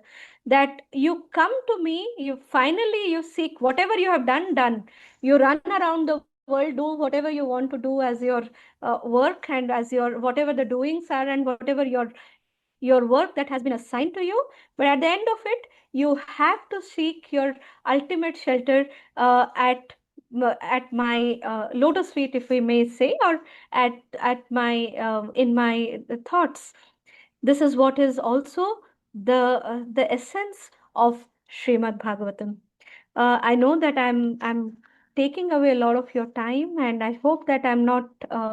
I hope that most of you are engaged with my thoughts. In case there are any thoughts, any questions, I would be very happy to take it even while you are. After we complete this conversation. Before I start this part on the Odia Bhagavata and some analysis and some translations, a little bit of work that we are doing. I'm not going to show the entire thing that we are doing because that is what my students are working on also as a part of their studies. So this is something that I'm doing for them as my as my guru, Dikhya. So this is Sridhara Swami in Bhavartha Deepika, who is saying that dasamam lakshmam asrita asraya vigraham ati krishna Sri Krishna akhyayam paramam dhamam jagad dhama namami tat. Now, Sridhara Swami, if those of us who are acquainted with the Matha tradition of Puri would know that Sridhara Swami is also is one of the major the Mathadisha of Govardhana Pitha. He is also known for the major commentary on Śrīmad-Bhāgavatam. The Sanskrit Śrīmad-Bhāgavatam emerges from Sridhara Swami himself, and that Sanskrit Bhāgavatam is that commentary is known as Bhavartha Dipika. In Bhavartha Dipika, he is talking about Nrsimha Avatara, but eventually it leads you to Sri Purushottama Jagannath himself, when he is talking about the forms of Krishna, the transformation of Krishna from the form to that which is formless to the eternal. Now coming to Odia Bhagavatam, Tritiya Skandha mu kahi bachili? Tritiya Skandha ro gote bahut bada marjada ache. Many of us who do not know, and we are all stuck with only the 10th Skandha, the 10th canto of Śrīmad-Bhāgavatam, both the Sanskrit as well as the Odia. Because it is also the longest canto. The 10th canto has almost 84, it has 99 chapters, and it is divided into two parts, which is Gopalila and Dwaraka Lila, which gives you so much of happiness and joy that you forget to look at the other chapters, and that is the reason why it is almost like what we call as Vishnu Maya. It comes as a word in Odia Bhagavata very often, Vishnu Maya. It comes as a refrain in Odia Bhagavata very often. It is the third canto has three important names. People ask me that there is no Radha in Śrīmad-Bhāgavatam, Odia Bhagavata, Radha Nahanti. But those of us who would understand the tattvic side of it, Sri Radha exists in third canto in the form of Mula Prakriti. That is the name that comes in third canto, and she is leading Sri Bhagavan to the formation, to the creation, entire Srishti Pralaya, the Prakriti Purusha, whatever creation is happening and the dissolution is happening, she is the one who is leading it. So it is, and she is very quietly residing as Mula Prakriti. Those of us who are acquainted with Radha Upanishad, with Gopal Tapani Upanishad, would understand that Gopika Mula Prakriti, these two words are very strongly associated with one another and with Sri Radha's form, and she exists there, but you have to find her. If you can find her, then it is great, but very difficult to find her. Unless she decides to open her thoughts to you, you will not be able to find her. This also has a very important description of the Lakshana of Sri Bhagavan. Now, the entire Odia Bhagavata, Purusha Shuktam comes back every moment in Odia Bhagavata, almost like a lyrical refrain. But here, the Lakshana of Sri Bhagavan is very powerfully described. In addition to it, there is another important moment, and probably one of the most important moments other than Uddhava Gita, is Bhagavan Kapila's Upadesha to his mother Devahuti in the Kapila Devahuti Samvada, which goes from 25th to 35th Adhyayas in this, to 33rd Adhyaya in the Odia Bhagavata. Now, I'll only open and read some extracts from these texts. Please forgive me. This actually demands a complete reading in itself, along with discussions and conversations. But this is with the paucity of time, I will not be able to do it. I'm just going to read a couple of sentences just to bring to you how beautiful are these thoughts and how luminous are the words in a time and in a space when we are talking about depression, we are talking about anguish, we are talking about disillusionment. Kindly look at the kind of hope and the words that is there encoded as a part of our own civilizational text. Ananda rupe to sarira, abadha teja rupatara, tu viswa srushti mulo eka, tu tahu prakasa aneka, bhuta indriya atma tuhi, tupade asre kale muhi, तुसे संसार आदि मूल तोरूप भुवन मंगल धारणा ध्याने मन देई प्राणी तरंती जहा ध्यायी तो अनुभवे भावमत्तम हरई पुरुष उत्तम श्रीवासुदेव नमस्तुते मन वचन ज्ञानमते. I have translated it for the benefit of the audience. Pure divine bliss is your form, is yourself. Unbounded luminous brightness is your form. You are the sole root of the creation of this universe. You are the cause of your own manifested hallowed light. You are body, you are the senses, you are the sentient soul. At your lotus feet I seek my shelter. You are the primal root of this samsara. Your form brings joy to this world. In meditations and reflections, beings cross the bounded ocean of existence. Experiencing you as Purushottama removes the darkness of earthly existence. Sri Vasudeva, I bow to you. Please synchronize my words and thoughts to bless them with your knowledge. This is Mahaprabhu. I would consider that this is Mahaprabhu Sri Jagannath Stuti as Vasudeva Sri Krishna. This is Vidura Brahma Stava, which is where this is the Stava is the Varnana is in the 9th Adhyaya of Tritiya Skandha. Similarly, I would draw your attention to how language is functioning in the form of the ferocious aspects of the. We usually ascribe spiritualism, God, divinity, Mahavishnu, Sri Purushottama only in the form of human beings. It is Bhagavata which talks about a lot of other beings, not only the human self. Sambara Murga Adi Jete Jeka Khurat Kahu Tate Ebe Kahiba Bira Suna Jepancha Nakhi Pasugana Sribuk Swabruka Vyaghra Jesrugala Sasaka Ulluka Vidala Singha Banara Kurma Hasti Epancha Nakha Boli Thanti Makara Adi Jala Jiva Bhabe Kahiba Suna Eva. Eta hochi, this is how it goes. It is in the 10th Adhyaya where Brahma Srishti Srijana, where it talks about in 3rd Skandha, where Sri Bhagavan's Lakshana is that he goes from the atom. There is a description of Anu, Paramanu in this particular Skandha.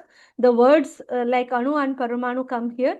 The description here pertains to Bhagavan when he transforms from Nirguna to Saguna Prakriti, right from animals, birds, to the visual manifestation in the form of the most ferocious animals, to those beings who are harmless, are described as nothing but the manifested forms of Sri Bhagavan as Sri Krishna and Sri Mahavishnu and Purushottama Sri Jagannath. In this series of thoughts, the Kapila Upadesha, which is there, where the dialogue between, and this is actually a matter of one book, and not just one book, probably multiple books can be coming on this particular side, and Sankhya emerges from the Kapila Upadesha part, where it is the entire concept of the philosophy of Sankhya is emerging. Now, kindly look at these lines, that how a son can talk to his father. The father-son dialogue that happens between these lines have Bhagavan Narayana Kapila Chakradhanush to Kadarma Rishi, which is who is his father, and he says that Tohara tapa teja vale mo avatara e soyale nija vachana satya kari topatni garbhe avatare kelabhi pare moro bhava morupa joginku durlabha ମୁଁ ଏବେ ସଂସାର ଅର୍ଥେ ଜ୍ଞାନ ପ୍ରକାଶୀ ଏ ଜଗତେ ଏ ସିଦ୍ଧ ଦେହ ଥିବି ମୁହିଁ ଯାବତ ସୂର୍ଯ୍ୟ ଚନ୍ଦ୍ରମହି ଯେ ତତ୍ତ୍ୱ ଜ୍ଞାନ ପୂର୍ବେ ଥିଲା କାଳର ବଳେ ନାଶ ଗଲା ସେ ତତ୍ତ୍ୱ ପ୍ରକାଶିବା ଅର୍ଥେ ମୋ ଅବତାର ଏ ଜଗତେ ତୋହର ସାଧୁ କ୍ରିୟା ଯେତେ ସବୁ ସମର୍ପି ଦିଅ ମତେ. This is what a son says to her father, that I have come here in order to grant what many people have desired as which cannot be comprehended by even the most stringent of ascetics and the greatest of scholars. I have come here to provide the light of eternal knowledge. The tattvas, the thoughts, and particularly even at that point in time, you can also observe that how much of anxiety was there regarding knowledge and the traditions of knowledge getting lost in and being swept away by the tides of time, that I have come to revive tattva. Whatever your work and whatever your karmic doings are, this is what he tells his father, surrender those to me. This is 24th Adhyaya, where Bhagavan Narayana Kapila Chakradhanush speaks to his father. Similarly, he speaks to Mother Devahuti in very interesting terms. He gives the entire, in this Kapila Devahuti Samvada, which is beautiful as Kapila Gita, he talks about what is Purusha, what is Prakriti, what is creation, what is dissolution, what is wisdom, what is love, what is surrender to the divine. And this is where a beautiful side of the Kapila Devahuti Samvada is mentioned. And look at the confidence of the voice of a scholar. This is what even Kapila Muni's voice is extremely confident when he says that Suna Janani Ekachitte Chaturvansata Tattva Jete Pancha Pancha Je Chaturdasa Pratyeka Karivi Prakasa पृथ्वी आप तेज जात आकाश आदि पंचभूत गंध रूप जे रस शब्द स्पर्शादि तन्मात्रा भेद तन्मात्रा is a word that is using those of us who understand the tattvic of tanmatra would understand that the entire cosmic creative force is hidden inside the tanmatras. Jivva nasika chakhyu karna charma ani pada vachana Bhushan पायु एदसम इंद्रिय बोली एह नाम मन बुद्धि जे अहं चित्त चतुर्विंशति एहु तत्व पंचविंशति काल कही एरूप सांख्य क्रम होई. So the word sankhya comes very often in this particular skandha of the Tritiya skandha, and after the 25th adhyaya, from 25th to 33rd adhyaya, it is dense, and particularly scholars of literature, scholars of philosophy, scholars of even social sciences and culture particularly need to access these words of Atibaḍī himself, not just Maharṣi Vedavyāsa, which is actually the quintessential text, but also of Atibaḍī's words, because these are the words which will rhyme with you forever. If you are able to work with even one sentence of these thoughts, it is almost like a lifetime's adventure. In the end of third skandha, I also chose the third skandha because Siddhavata is mentioned in Ahmedabad. It's very close to in Gujarat. It is around 80 kilometers from here in Gandhinagar. You can actually go to Siddhavata, and it is that is where this entire Kapila Upadesha unfolds in Siddhavata, where he meets and he provides the last Upadesha to his mother. Now, this is what the Bharatiya Gyan Dhara in its essence is. It cannot be bounded in the form of systems, in the form of extreme positions, which is bound by our own selfish interests. Bharatiya Gyan Dhara is far more dense, far more open, and far more clear in its streams of many knowledge and multiple ideas, where everyone has a space for himself and herself. It is only that our own insecurities of 21st century scholarship is bringing us to this entire idea of this over that and this versus that. To conclude my thoughts, Odia Bhagavata and Pañcasakhā literature needs to be considered under Indian knowledge systems.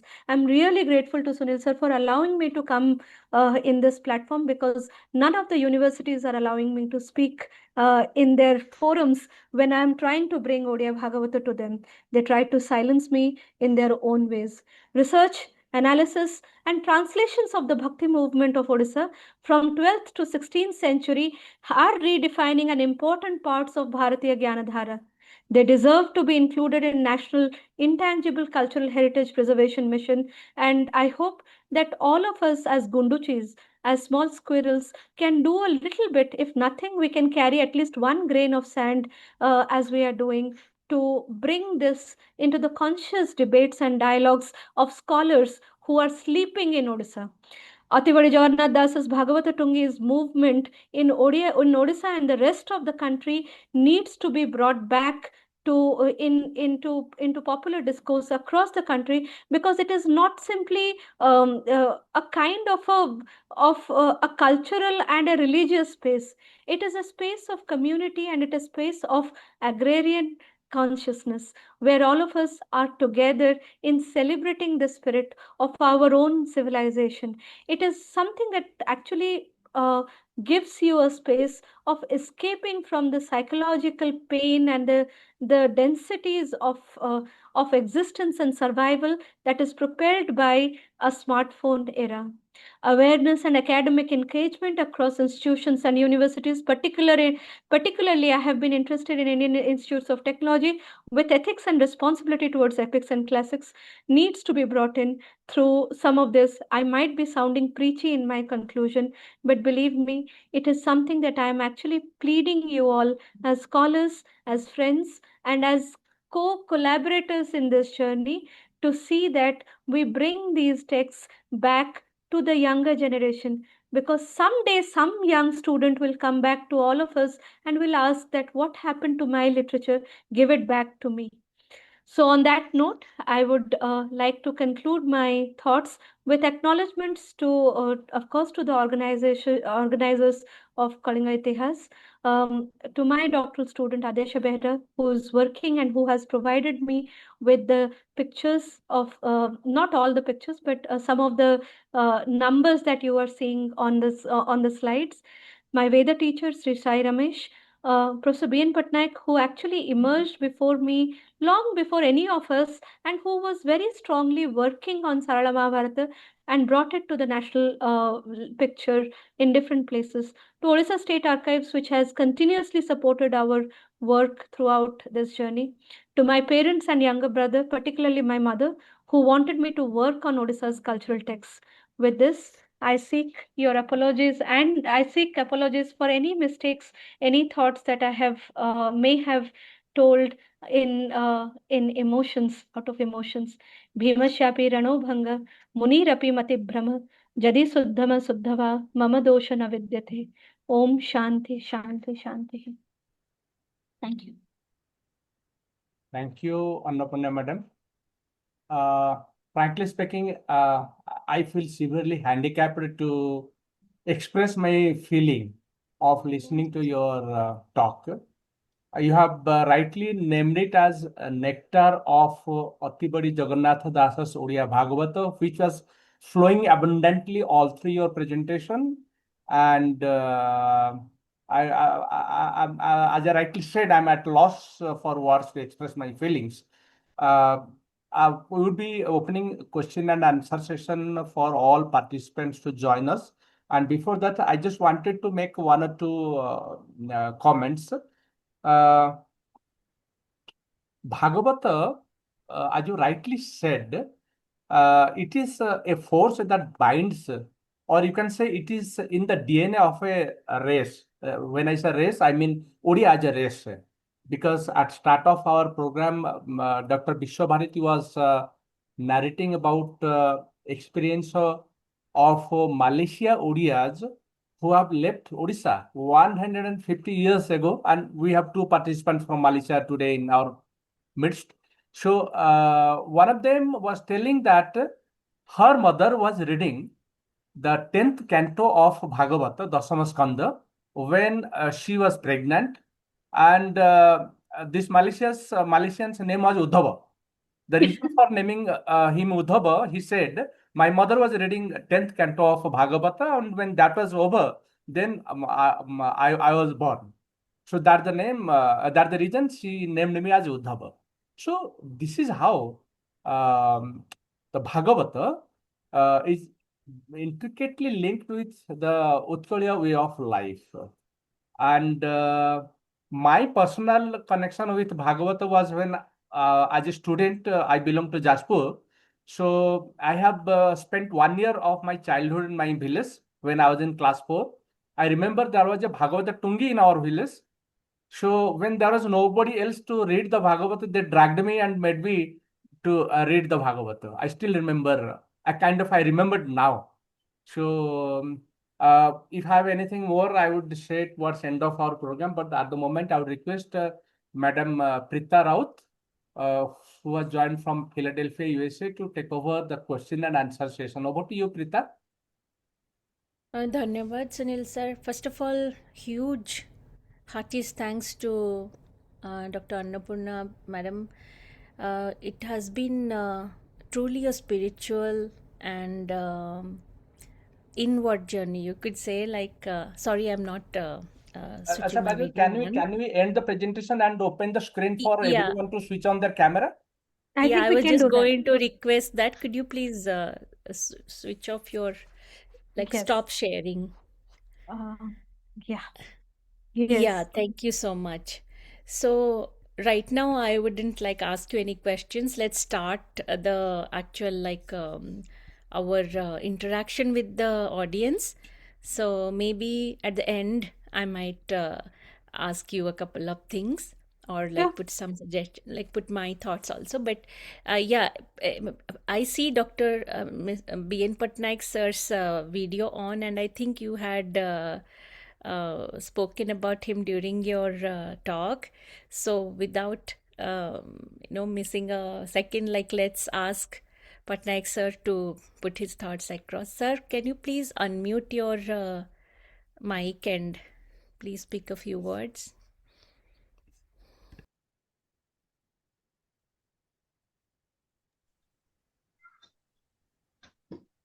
ଆଜ୍ଞା ଆପଣଙ୍କର unmute ହେଲା କୁହନ୍ତୁ। ମତେ କହୁଛନ୍ତି? Sir, ଆପଣ କହୁଛନ୍ତି। ପ୍ରଣାମ sir. ଆଜ୍ଞା ପ୍ରଣାମ, ଆପଣ କୁହନ୍ତୁ। So I must begin saying heartiest congratulations. It's a very interesting scholarly talk, and it covered a number of areas related to Bhagavatam. So I was really sort of intellectual engagement or academic engagement with Bhagavata, Odia Bhagabata, has not been as sort of has been rather not very rather scarce, particularly when it comes to writing in English. Okay, so in any case, so I mean it's a very, I like the clarity, I like the range, I like the depth of discussion, and that is everything that I liked. So heartiest congratulations. But at the same time, an interesting lecture always raises questions. Okay, now there are many, but because of various constraints, I have to leave. But one or two things to think about. One is, see, this question of Utkaliya Vaishnava and Gaudiya Vaishnava. So if we take Śrīmad-Bhāgavata as an example of kind of a representative work of Utkaliya Vaishnavism, then the interesting question is, see, Sri Chaitanya Mahaprabhu, who is the pioneer of the creator of the Gaudiya Vaishnavism, he accepted Jagannath Das and gave him the title, this Atibaḍī. And because he gave him the title Atibaḍī, some of his followers of Bengal left him. So in that case, how does one sort of, and he was a, I mean, Gaudiya Vaishnava is associated with him. So how did a Gaudiya Vaishnava, quote unquote, accept Jagannath Das? And if he did, then what light does it throw on the nature of Utkaliya Vaishnavism?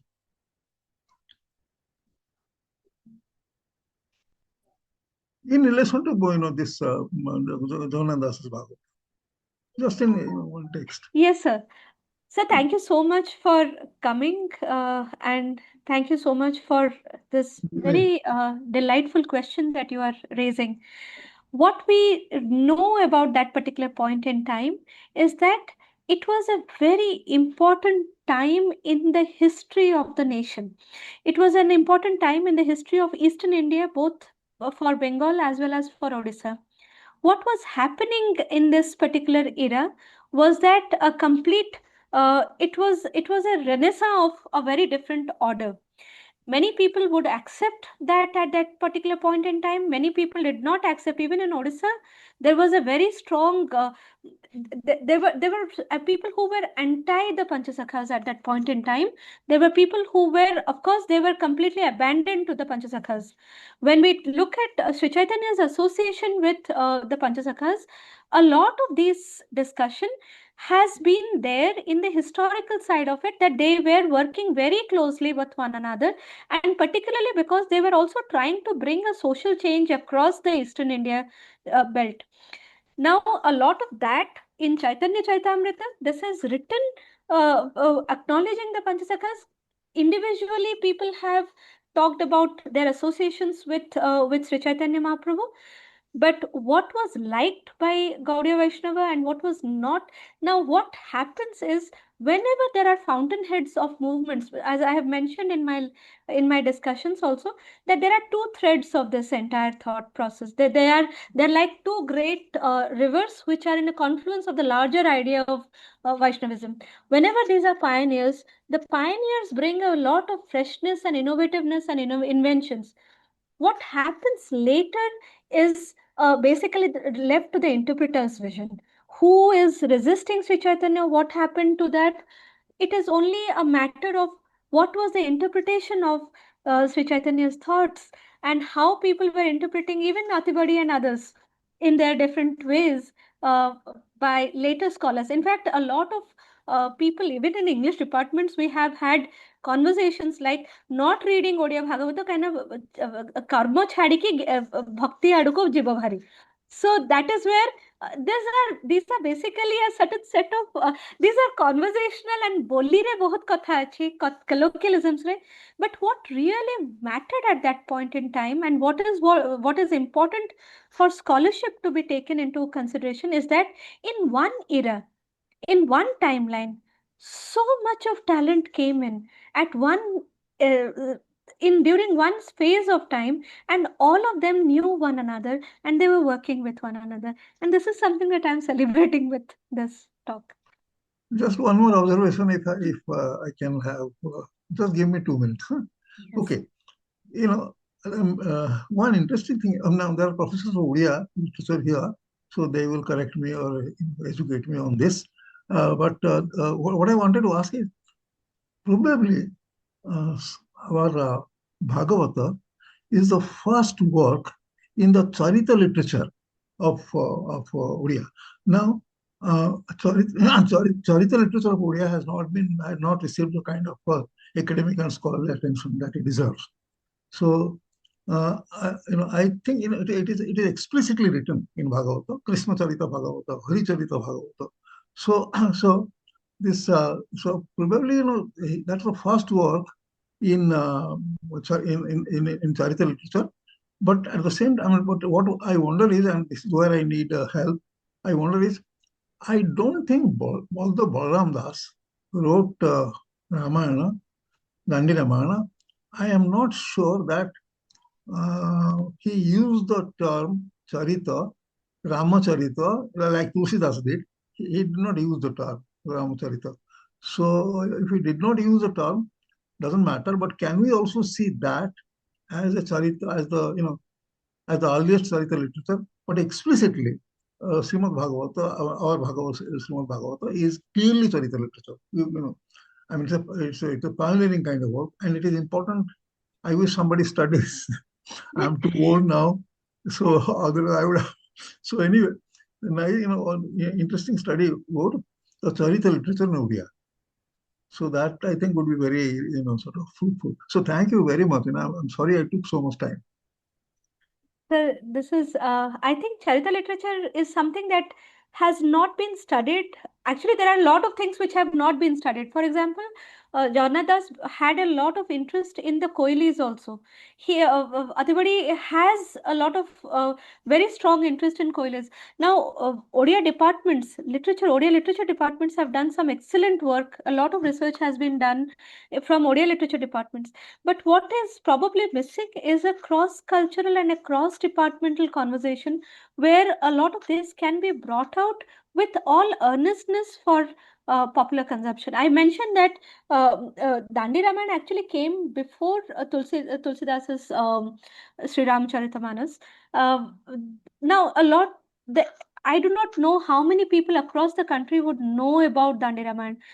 Even in the departments and scholars who are working, serious scholars in literature and comparative studies, I'm not very sure if there is any discussion on this. So, yes, sir. Thank you. Thank you so much for this question and answer, sir.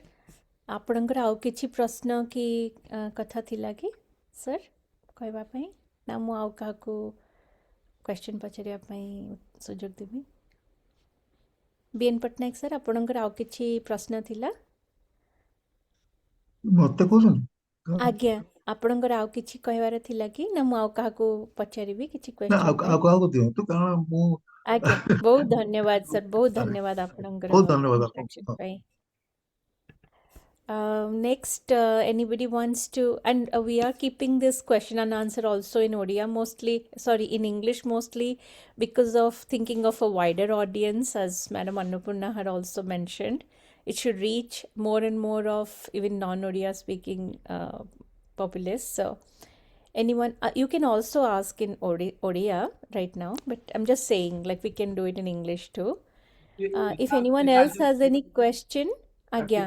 Prita, Agya Sunil sir. I just wanted to ask Dr. R.K. Biswal, because of whom today's talk was possible. Absolutely. R.K. Biswal Biswal sir has sir, already Biswal sir, joined and he's there. Yeah. Biswal sir, By the time sir is already unmuted. Agya kuhantu sir. नमस्कार समस्तଙ୍କୁ ନାଇଁ ବହୁତ ଭଲ ରହିଲା ମ୍ୟାଡାମଙ୍କର presentation ଆଉ ମୋର ୟା ସାଙ୍ଗେ ଗୋଟେ emotional connection ଅଛି ପିଲା ଦିନର ମୋର ଟକ୍ ରେ ବି ମୁଁ ସେ କଥା କହିଥିଲି ଯେ ଗାଁକୁ ଯେତେବେଳେ ଯାଏ ମତେ ଅଜା କହନ୍ତି ଭାଗବତ ଟିକେ ପଢିଦେ ତାପରେ ମୁଁ ଖାଇବାକୁ ଯିବି ତ ସେଇଠୁ ମୋର ଓଡିଆ ପ୍ରତି ଗୋଟେ ଶ୍ରଦ୍ଧା ଆସିଲା ଆଉ ମତେ ଯାହା ଲାଗୁଛି ଗୋଟେ ତ ହେଲା ହିଷ୍ଟ୍ରି ଯାହା ମ୍ୟାଡାମ କହିଲେ ସେ ବିଷୟରେ ମୋର ଏତେ ଜ୍ଞାନ ନାହିଁ ବେଶୀ କିନ୍ତୁ ବର୍ତ୍ତମାନ ତାକୁ ପ୍ରିଜର୍ଭ କରିବା ପ୍ରମୋଟ କରିବା କିମ୍ବା ନ୍ୟୁ ଜେନେରେସନ କୁ ଜଣେଇବା ପାଇଁ ଆମେ କଣ କରିପାରିବା ତା ବିଷୟରେ ମଧ୍ୟ ଚର୍ଚ୍ଚା ହେବା ଦରକାର ନିହାତି ସେଇଟା ମୁଁ ଭାବୁଛି ଆମେ ସମସ୍ତେ ମିଶିଲେ କିଛି କରିପାରିବା ମୁଁ ଆଇଏମ୍ ସମ୍ବଲପୁରରେ ପ୍ରଫେସର ପ୍ରୋସେତ ଅଛନ୍ତି ମୁଁ ସୁନୀଲ ସାରଙ୍କୁ କହିଛି ତାଙ୍କୁ କେବେ ଆମେ ଡାକିବା ତ ତାଙ୍କ ସହିତ ମୁଁ ଏ ବିଷୟରେ କଥାବାର୍ତ୍ତା ହେଇଥିଲି ଯେ ଆମେ ଗୋଟେ ମଲ୍ଟି ଇନଷ୍ଟିଟ୍ୟୁସନାଲ ପ୍ରୋଜେକ୍ଟ ଗୋଟେ ନବା ଯୋଉଥିରେ ଆମର ଓଡିଆ ଲିଟରେଚର କୁ ଆମେ ଟ୍ରାନ୍ସଲେସନ ହଉ କିମ୍ବା ଅଲଗା କୌଣସି ମାଧ୍ୟମରେ ହଉ ଆମେ ଆଗକୁ କେମିତି ବଢେଇବା ଡିଜିଟାଇଜ କରିକି ସାରା ୱାର୍ଲଡ କୁ ଜଣେଇବା କଣ ଅଛି ଆମ ଡିରେକ୍ସନ ଟିକେ ଟିକେ ଯାହା ବି ଗୁଣ୍ଡୁଚି ମୂଷା ଭଳିଆ ଯାହା ମ୍ୟାଡାମ କହିଲେ ଆମେ ସମସ୍ତେ ନିଜର ଦବା କିଛି କିଛି କାମ କରିବା ଆଉ ଏଇଆ ମୁଁ ଭଲ ଲାଗିଲା ବହୁତ ମାନେ ଏତେ ସୁଦିଂ ଲାଗୁଥିଲା ଶୁଣିଲା ବେଳେ ଲାଗୁଥିଲା ଆମେ ରେଡିଓ ଶୁଣୁଛୁ ରେଡିଓ ଟକ୍ ଟା ଶୁଣୁଛୁ ବୋଲି thank you Professor Vishal, thank you so much. ଆପଣଙ୍କ ଯୋଗୁ ଆଜି ମତେ ଗୋଟେ ପ୍ଲାଟଫର୍ମ ମିଳିଲା ମୁଁ କଥା କହିବାକୁ ମତେ ସୁଯୋଗ ମିଳିଲା ମୋ ଯୋଗୁ ନାହିଁ ଏଇଟା ଆମେ କଥା ସମସ୍ତେ ଚାହୁଁଛୁ କରିଚାଲିଛି ବୋଲି ହେଲା ଆଜ୍ଞା ଆଜ୍ଞା ସାର୍ ଆମେ ସମସ୍ତେ ଚାହୁଁଛେ ସେଥିପାଇଁ ହଉଛି ମୋ ଯୋଗୁ କିଛି ନା ନାହିଁ ନା ସୁନୀଲ ଆପଣଙ୍କ ସାର୍ ଯୋଗୁ ଆଉ ସୁନୀଲ ଏହାର ସାରଙ୍କ ଯୋଗୁ ସୂତ୍ରଧର ଏଇଟା ପସିବଲ ହେଇପାରିଲା କାହିଁକି ନା ମୁଁ ବହୁତ ବର୍ଷ ହେଲା ଅପେକ୍ଷା କରିଥିଲି ବହୁତ କାମ ଚାଲିଥିଲା I have been waiting for a very long time to actually be able to bring this perspective.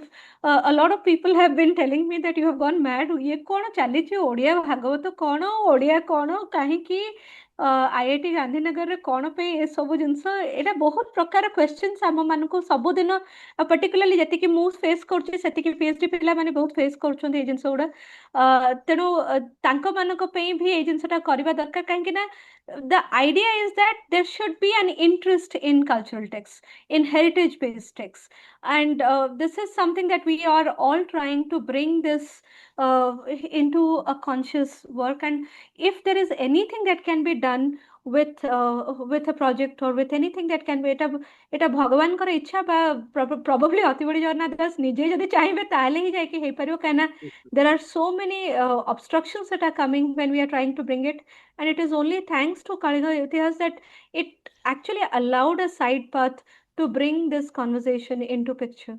So it is I'm ମୁଁ always ମୁଁ open, I'm completely always resonate open କରୁଛି to any kind of a conversation on this, and I think we should have a digitization project which is at a more and in English language also, so that people who yes are not acquainted with these texts, because these are also a part of their heritage, it should not be only Odia heritage. Of course I am very strongly rooted in Utkaliya Vaishnava Dhārā, and that is where my biases are very clear, but at the same time it is also something which is the Bharatiya Vaishnava Dhārā. There is everyone, the entire India the other parts of the country should also be benefited by these texts, these contexts, and we need to bring that into perspective. And I'm very open to any discussion, any conversation on this. I would love to be a part of it. Again. ମୁଁ Very well ରେଜୋନେଟ୍ said. କରୁଛି ଆପଣଙ୍କ ସାଙ୍ଗେ କି ଏମିତି technology institute ରେ ପଢେଇବାର ଗୋଟେ ଅଲଗା challenge ବି ରହୁଛି ଓଡ଼ିଆକୁ ଆଗକୁ ନେବା ପାଇଁ। ରିସେଣ୍ଟଲି ମୁଁ ପାଇକ ଆଖଡ଼ା ପରଫର୍ମାନ୍ସ କରେଇଥିଲି ଉତ୍କଳ ଦିବସରେ Again. and I got some I mean negative remarks by people ମାନେ ବହୁତ ଖରାପ ଲାଗିଲା ଯେ ସେମାନେ ଯେ ଜାଣି ନାହାନ୍ତି ଆମ କଲଚରକୁ ସେମାନେ ଭାବୁଛନ୍ତି ଏଇଟା କଣ ହିଂସ୍ର ହଉଛନ୍ତି ଏମିତି କଣ ଖତେଇ ହବାଟା ଗୋଟେ କଣ ତାଙ୍କ ପରମ୍ପରା। ଆମେ କହିଲୁ ସାର୍ ଏଇଟା ସେମାନେ ହଉଛି ହାକା ଆମର ସାର୍ ଯୁଦ୍ଧ ସାର୍ ସେମାନେ ହାକା ସମର ଶୁଣି କଳା ନାହାନ୍ତି। ଆଉ ଆମେ ତାଙ୍କୁ ଆର୍କେ ବିଶ୍ୱାଳ ଆମେ ସାର୍ ସରି ତାଙ୍କୁ ମୁଁ ଆପଣଙ୍କୁ ଆମେ ଇଣ୍ଟରପ୍ଟ କଲି କୁହନ୍ତୁ କୁହନ୍ତୁ ହଁ ହଁ ହାକା କିଛି ଅସୁବିଧା ନାହିଁ। ନ୍ୟୁଜିଲାଣ୍ଡର ମାଓରି କଲଚର ହାକା ବୋଧେ ସେମାନେ ଦେଖି ନାହାନ୍ତି କେବେ, ଯୋଉଟା କି ସେମାନେ ତାଙ୍କର ପାର୍ଲାମେଣ୍ଟ ବି ଠିଆ ହେଇକିନା ପ୍ରାଉଡଲି ଏବେ ତାଙ୍କ ଇଣ୍ଡିଜିନସ୍ ମାଓରି ମାନେ କରିପାରୁଛନ୍ତି। କଥା ହେଲା ହୁଁ ସରି ଆପଣଙ୍କୁ ମୁଁ ଇଣ୍ଟରପ୍ଟ କଲି, କୁହନ୍ତୁ ସାର୍। ତାଙ୍କୁ କହୁଛନ୍ତି ତାଙ୍କୁ ଏମିତି ମାନେ ରିମାର୍କସ ଦେଲେ କହିଲେ ସେମାନେ ସନ୍ତ୍ରାସବାଦୀ ଭଳି ଦେଖା ଯାଉଛନ୍ତି। ମତେ ବହୁତ ଖରାପ ଲାଗିଲା। ମୁଁ Hey, କହିଲି ଆପଣ Baba. ମାନେ କଣ କହୁଛନ୍ତି? ଯଦି ଆପଣଙ୍କର ଜ୍ଞାନ ନାହିଁ ସେ ବିଷୟରେ ଆପଣ ସେ ବିଷୟରେ ଚର୍ଚ୍ଚା କରନ୍ତୁନି। ଆପଣଙ୍କର ଅଜ୍ଞାନତାକୁ ଆପଣ ଜ୍ଞାନ ବୋଲି ଭାବନ୍ତୁନି। Sir, ତେଣୁ ତାର ଆପଣ କେତେଟା ପଢନ୍ତୁ ଜାଣନ୍ତୁ responsibility, କଣ exactly, ତାର କେତେଟା responsibility ଆମ ମାନଙ୍କ ଉପରେ ବି ରହି ଯାଉଛି. We are not writing in English language for, ଅଛି ଅଛି so ଆମ ଉପରେ the thing ଆମ is, ଉପରେ most of us are Exactly. encouraged to write on a lot of contemporary literature in English language and all. Now, as a part of understanding the technicalities of literary studies and language studies, this is very important to know the language and to know this work. But at the same time, there has to be a kind of a push to understand and to write in English language, in other languages, so that this entire dark space or this untranslatability that we are seeing in Odia, particularly in Odisha and Odia, in the context of Odisha, would probably go away with a lot of efforts but it requires a lot of efforts. It requires a lot of good intentions as well, not just efforts. A great question and answer, that discussion. Thanks to both of you. Thank you, ବହୁତ Prita. ବହୁତ Thank you, ସାରଗର୍ଭକ madam. ଆଉ thoughtful ଆଉ again introspective things to think about. R K Biswal sir, thank you again. And madam ଅନ୍ନପୂର୍ଣ୍ଣାଙ୍କୁ ମୁଁ କହିବି ଯେ କଳିଙ୍ଗ ଇତିହାସ ଆମେ ଏକ ମାଧ୍ୟମ ମାତ୍ର। ଆମର ସୌଭାଗ୍ୟ ଯେ ଆପଣଙ୍କ ଭଳି ମାନେ Bagmi, like really good orators and people who have been working so much in depth into our culture, but from a pan-Indian perspective also, we have the honor to host you here. So it is our honor and pleasure, and I wish, and I would also put this as one of our best, so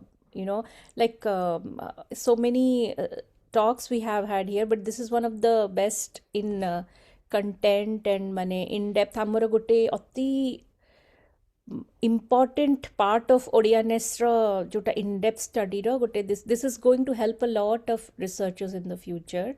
So thanks to you. Thank you, Preeta. Let's I do have some thoughts and questions. I'll keep it to the end. I Yes. see Indramani Jena sir's video on from some time now. Indramani Jena sir, प्रणाम ଆଉ ଦୟାକରି ଆପଣଙ୍କର ବକ୍ତବ୍ୟ ରଖନ୍ତୁ। Thank you, madam. Sir, namaskar. Thank you. I am delighted with the speech of Annapurna madam. ଆଉ ମୁଁ ଜଣେ ଡାକ୍ତର ହିସାବରେ ଭାଗବତ ଉପରେ କ'ଣ କହିବି, କିନ୍ତୁ ମୋ ପାଖରେ ସାରଳା ଦାସଙ୍କ ରାମାୟଣ, ମହାଭାରତ ଆଉ ଏ ଭାଗବତ ମୋ ଘରେ ଅଛି। ମୁଁ ଦେଖେ ମଝିରେ ମଝିରେ, କାରଣ ଓଡ଼ିଆ ଭାଷା କେତେ ପ୍ରାଚୀନ। ଆଉ ମୁଁ ଗୋଟେ ହିଷ୍ଟ୍ରି ଉପରେ କିଛି ମୋର ନଲେଜ ଅଛି। ଯେତେବେଳେ ଇଏ ଆମର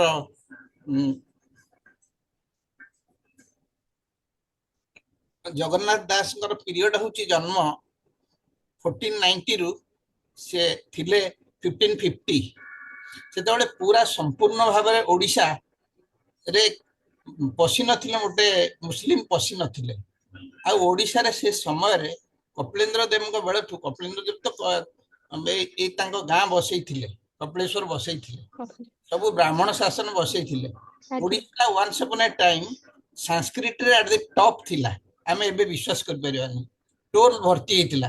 ସେତିକି ରିସର୍ଚ୍ଚ ହେଲେ ହିଁ ବହି ବାହାରିବ। ଜଣେ ଏତେ ବହି ଲେଖିବେ, ଏତେ ଫ୍ୟାକ୍ଟ ଲେଖିବେ, ହିନ୍ଦୁ ଧର୍ମର କୁଆଡୁ ଏତେ ଆସିବ? ଆଉ ଯେତେବେଳେ ଆସିଲେ 1510ରେ ଆସିଲେ ବୋଧେ ଚୈତନ୍ୟ ଓଡ଼ିଶାରେ ପଶିଲେ, ଜଗନ୍ନାଥ ମନ୍ଦିରରେ ଦେଖିଲେ। ସିଏ ଜଗନ୍ନାଥ ଦାସଙ୍କୁ ସେ ବଟବୃକ୍ଷ ତଳେ ଦେଖିକି ଅତିବଡି ବୋଲି ଡାକିଲେ। ତାଙ୍କର ସେଇ ବଟବୃକ୍ଷ ମୂଳରେ ହିଁ ବହୁତ ସମୟରେ ସାକ୍ଷାତ ହୁଏ, କଥାବାର୍ତ୍ତା ହୁଏ।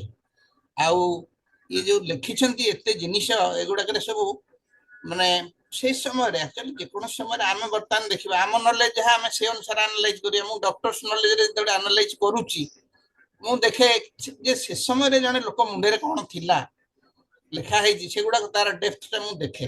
ଆଉ ମୁଁ ଦେଖେ ସେ ସମୟରେ ଏଇ ବିଜ୍ଞ ଲୋକମାନେ ଯିଏ ଲେଖୁଥିଲେ, ସେମାନେ କେତେ କଷ୍ଟରେ ଲେଖୁଥିଲେ। ଆମେ ତ ଏବେ ଇଜିଲି ଲେଖିପାରିବା, ଏବେ କାଗଜ କଲମ ସବୁଥିରେ ଲେଖିବା। ସେମାନେ କେତେ କଷ୍ଟରେ କୋଉଠି ଫ୍ୟାକ୍ଟ ପାଇବେ, କୋଉଠୁ ଏଭିଡେନ୍ସ ପାଇବେ, କୋଉ ଜିନିଷ, ସେତିକି ତାଙ୍କର ଲର୍ଣ୍ଣିଂ ଥିଲା, ସିଏ ଲେଖିଥିଲେ। ଆଉ ଆମ ଓଡ଼ିଶା ସେ ସମୟରେ ଗୋଟେ ପେସ୍ ମେକର ଥିଲା। ଆପଣ ଯୋଉ ଚରିତ୍ର ଟର୍ମ କହିଲେ, ବିଭିନ୍ନ ଟର୍ମ ଥିଲା, ସେମାନଙ୍କର ସାଂସ୍କ୍ରିଟ ଏଜୁକେସନ ଥିଲା। ତେଣୁ ବହୁତ ଗୁଡେ ଟର୍ମ ଓଡ଼ିଶାରୁ ବାହାରିଛି। ଓଡ଼ିଶାର ଓରିଜିନ ଓଡ଼ିଆ ଲୋକମାନେ କ୍ଲେମ୍ କରନ୍ତିନି, କିମ୍ବା ଓଡ଼ିଆ ଲୋକମାନେ ବୋଷ୍ଟ କରନ୍ତିନି। ସେଇଟା ହେଲା ଗୋଟେ କଥା। ଆଉ ମ୍ୟାଡାମ ଆପଣ ଆଜି ଖୁବ ବଢିଆ କହିଲେ, ମତେ ବହୁତ, ମୁଁ କିନ୍ତୁ ଆଇ ଏମ୍ ଭେରି ଲେଟ୍। ଆପଣ ମୁଁ ଆଜି ସେଇ 7ଟା ଟାଇମରୁ ଧରିଲି ଯେ ମୁଁ ଆଉ I have missed much of your speech. ବହୁତ ଭଲ ଲାଗିଲା ଆପଣ ଆଜି କହିଲେ ଓଡ଼ିଆ ବିଷୟରେ, ଆଉ ଖୁବ ଭଲ ଲାଗିଲା। ଏଇଭଳିଆ ଓଡ଼ିଆ ଆମ ଉପରେ, ଓଡ଼ିଆ ଭାଷା ଉପରେ ଏଇଭଳିଆ ଆମର ସ୍ପିଚ୍ ଦରକାର, ଆମେ ଜାଣିବା ଦରକାର। Thank you. Thank you so much, sir. Actually, we are not. ଆପଣ ଯଦି ଦେଖିବେ ଆମର archival work ଏବେ ଯୋଉଟା କାମ ହଉଛି, ଆମେ whatever we are writing, ଆମେ ଯାହା ଲେଖୁଛେ, I do not know after 500 or 600 years. I usually put that in my classroom for my students.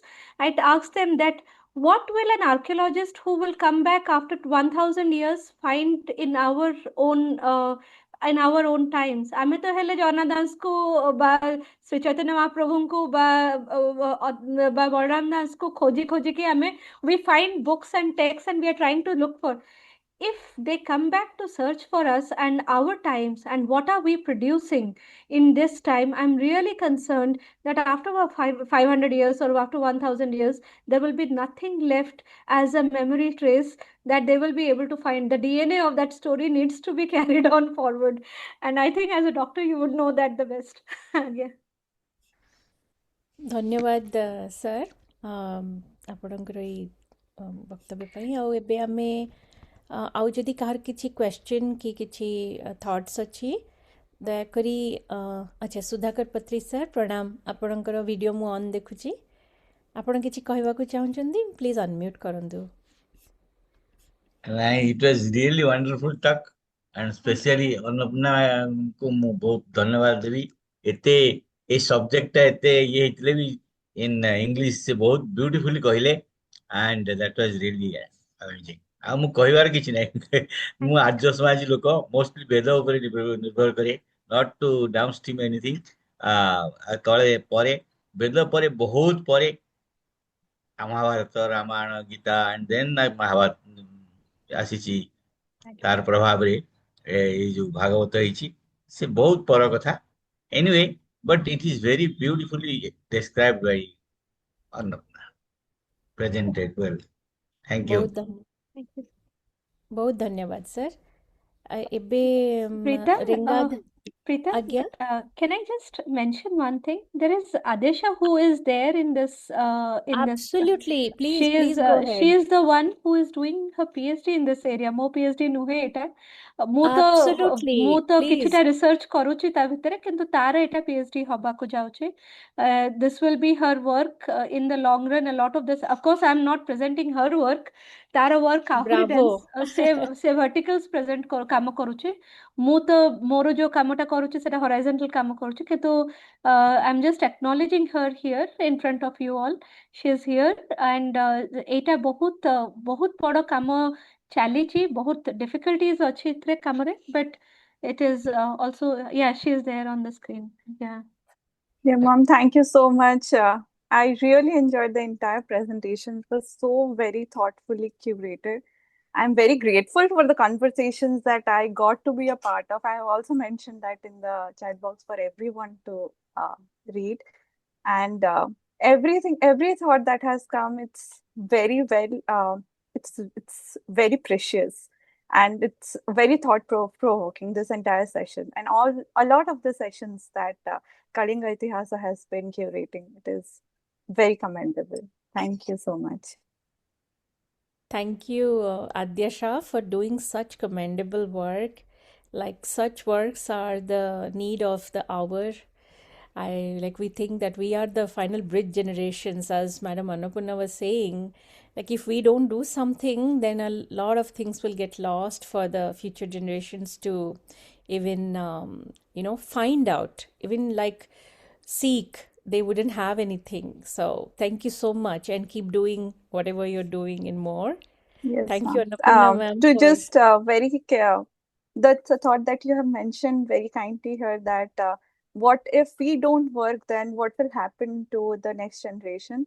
That is an anxiety and a very huge confusion that has also time and again come back to me, because when I try to find sources, and when the path leads me nowhere, I'm there, and I'm there sitting in front of ma'am, and then I ask, where should I go? Whom should I refer to next? And I think that anxiety is very well present even in this current generation, and I can easily understand why it is going to be even more of a concern in the generations coming after. I will add one more thing here with both your, if you allow me to. What I Yeah. think is not just seeking or finding, there will be texts left, because as Madam was also just referring, that many of our original texts are now in Europe or the Americas or other places. Maybe we'll find, like I keep finding our stories embedded in other culture stories. Like we don't have stories about ancient Kalinga or people from the Kalinga coast like in our stuff, but we keep finding our stories reflected in theirs, and they have written beautifully about us. But my concern is, even though our texts might survive in other places, if we don't have a voice, like a local voice who has come from generational, like who has the at least a certain fraction of understanding of what it is being belonging to this type of a jati, or generation of people, then we would be left with people who interpret us from their point of view. What is happening with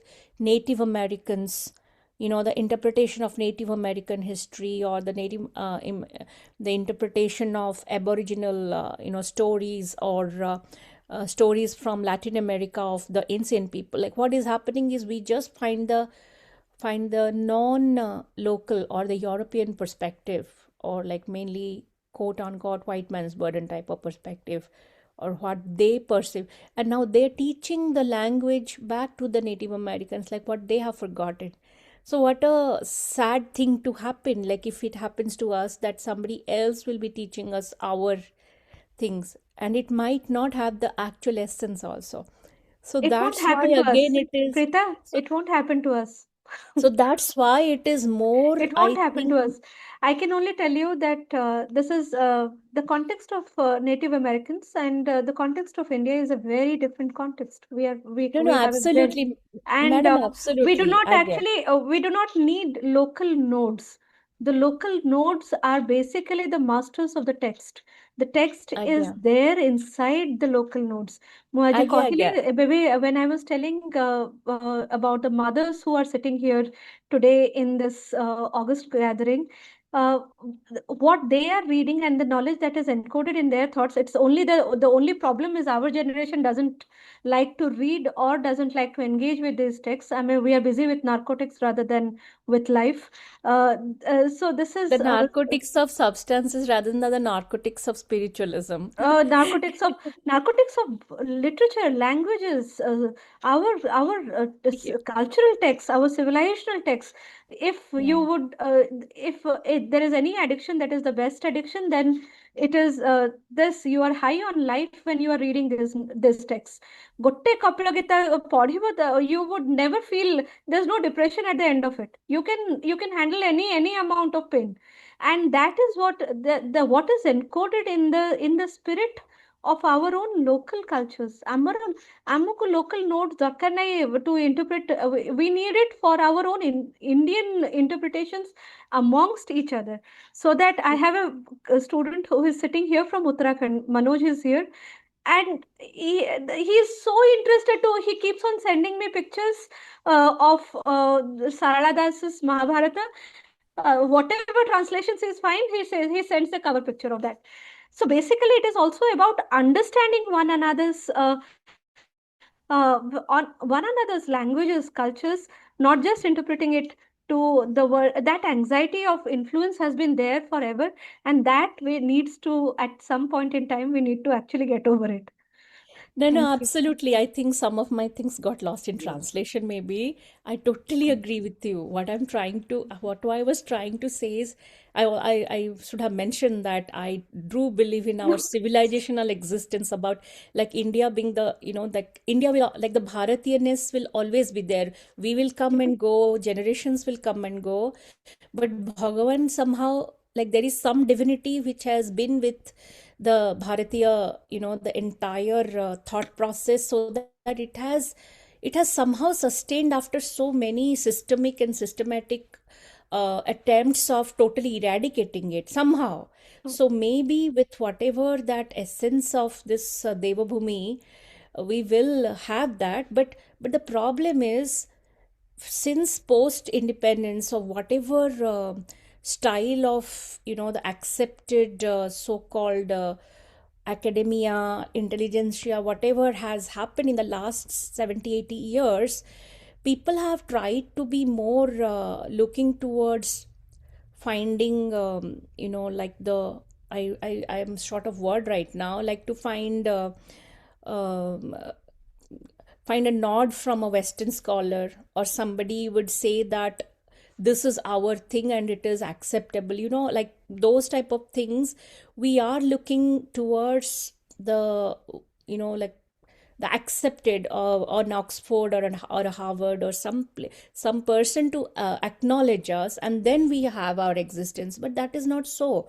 So problem is, if we let that be, like recently today only I saw one of my very good friends who works in these in such researches and papers and all.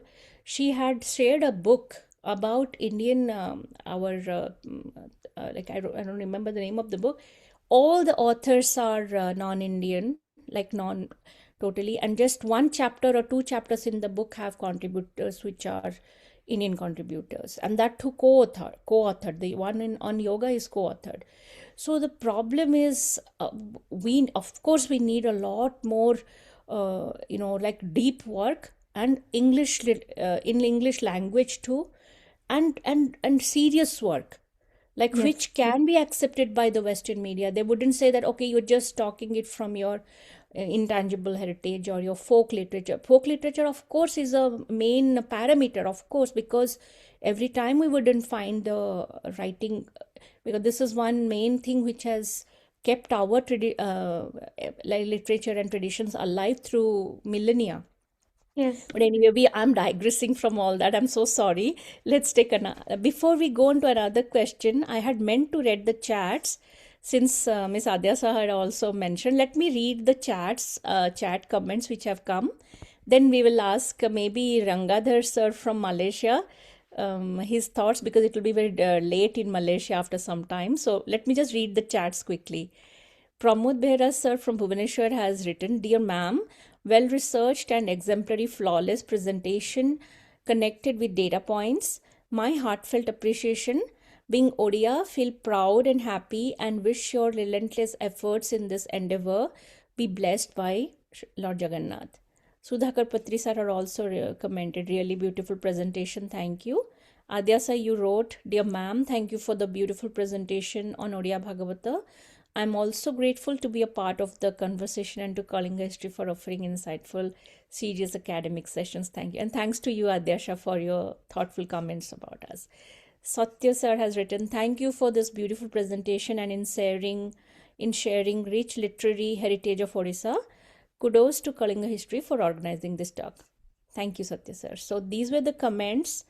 And now, although I don't see Ranga sir's video, Dr. Ringo sir, can you please unmute and speak something? Yeah.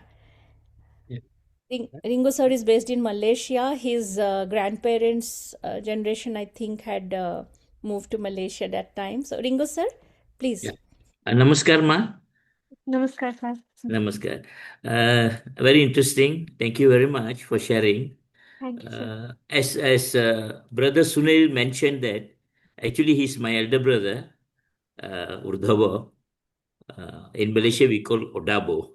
Odia So, and you see the story that we remember that how my mother chants, and we were small kids, but we didn't know the meaning. And then the chanting, the tone has still remained in us. And I too used to mention few things. We learned the Odia language through, the tone, the way my mother will chant and sing is a syllabus. And the interesting thing is what Annapurna Madam has said is true. But in our side here, we took it as a way of life instead of a religion, a set of law. But, Mahabharata is part and parcel of our life. It's a way of life. And it is very interesting, the story and few things that, one of the things that really touched my heart is, this is again my mother's chanting. She sang this very interesting one when when Krishna was living. Then this is a beautiful chant, but I can't get it now. That's the one. Koili kesabo je Mathura ko gala. So she will chant in a different form. I don't know, now I saw it's a bit different. She will chant like this. Koili kesabo je Mathura ko gala. Kaha gole gola putra baudi noilalo koili. Koili khanda khira devi mohikaku. You see, I'm 70 now. Just imagine at the age of 5, I was 5 or 6. My mother will chant when we have toothache. She will put us to sleep. So these are the things. Like it's a way of life. Thank you, sir. Thank you, Definitely we'll Ranga keep in sir. touch. Thank you. Thank you very Yes, sir. much, sir. Thank you. We see like a couple more audience here who have not yet put their thoughts or any questions. Anyone wants to say anything? Because the talk is already almost been going on for a long time, the For a very discussion. long time. Yes. Prita, Yeah. let us listen to your take on today's talk. Okay, so probably we'll wind up today's meeting. Sir, my take is I already expressed that it is one of our best like with content and resources and like very well researched, well presented, lucidly presented Yes. talk with enough data and things to support that. Like, because many times things are not taken seriously by people, since they think that, oh, this is not a qualified person to be speaking about it. Like, thankfully all the dots connect when you are speaking, ma'am. So it's like it's a real privilege that this is happening, and I really wish that you can make it happen in other academic circles and literary, like how there are different literary festivals happening all around. Jaipur Lit Festival, Kalinga Literary Festival. Hopefully it will like be slowly, be a thing which we can see in the future. I wanted to add one thing here. My like I start connecting dots somehow. So when I was listening to you, I always am fascinated by the Ohomia people's culture, what they have preserved, just like us. Odiyas and Ahomias have somehow kept their core cultural values very, like it is still there. Like many other places, especially our neighboring state, it got diluted because of a longer possession by Islamic power. so that a lot of culture got diluted there or influenced by other things. Even later on, colonial culture also influenced our neighboring state. But Ahomia means Assam and Odisha, they had always been protected by their local strong rulers and the people who had preserved their inherent culture very fiercely. So in Assam, even now we see these namghars, what we have as Bhagavata Tungi, which are very few now in Odisha. If we go, mainly handful few we will find that we would have seen in, even I was growing up in the late 80s and 90s. When we went to the village, we could see a Bhagavata Tungi, but now very few are remaining. But in Assam, they still have the Namghar culture going strong. They have the, like, even I remember as children, we used to watch more of these natak, or like, Giti Natyas and other things based on Ramayana and all. Even now they are there. I'm not saying that it is completely gone from Odisha, but Assamese people have somehow kept it even more like a continuous tradition in more number of places in their culture. Like they have somehow not given up on that. And we somehow in the last few generations, slowly we have been giving up on some of our core traditional practices, cultural practices and all. So with the time, now I have seen, I really am very happy to see many younger kids. I'm saying younger than I, maybe like who are millennials now, or Gen Z especially. The Gen Z kids are so much into cultural revival. Like we see people going into heritage walks, trying to research on cultural, like heritage related topics, read, have conversations, have very responsible posts and all together. Not everyone, but at least a chunk. And in every generation, I think there will be two different type of people. Like, you mentioned about all of us should read the different books and all. ଆମର ଯାହା ସବୁ ଅଛି, ଆମେ ଯଦି ପଢ଼ିବା ତା ଦେହରେ ବହୁତ ଜ୍ଞାନଗର୍ଭକ ଜିନିଷ ଅଛି. ବଟ୍ ସ୍ୟାଡଲି ସବୁ ଜେନେରେସନରେ ସମସ୍ତେ ପଢ଼ିବାକୁ ଭଲ ପାଆନ୍ତିନି. ସେଥିପାଇଁ I feel our ancestors were so smart that not everyone has to read.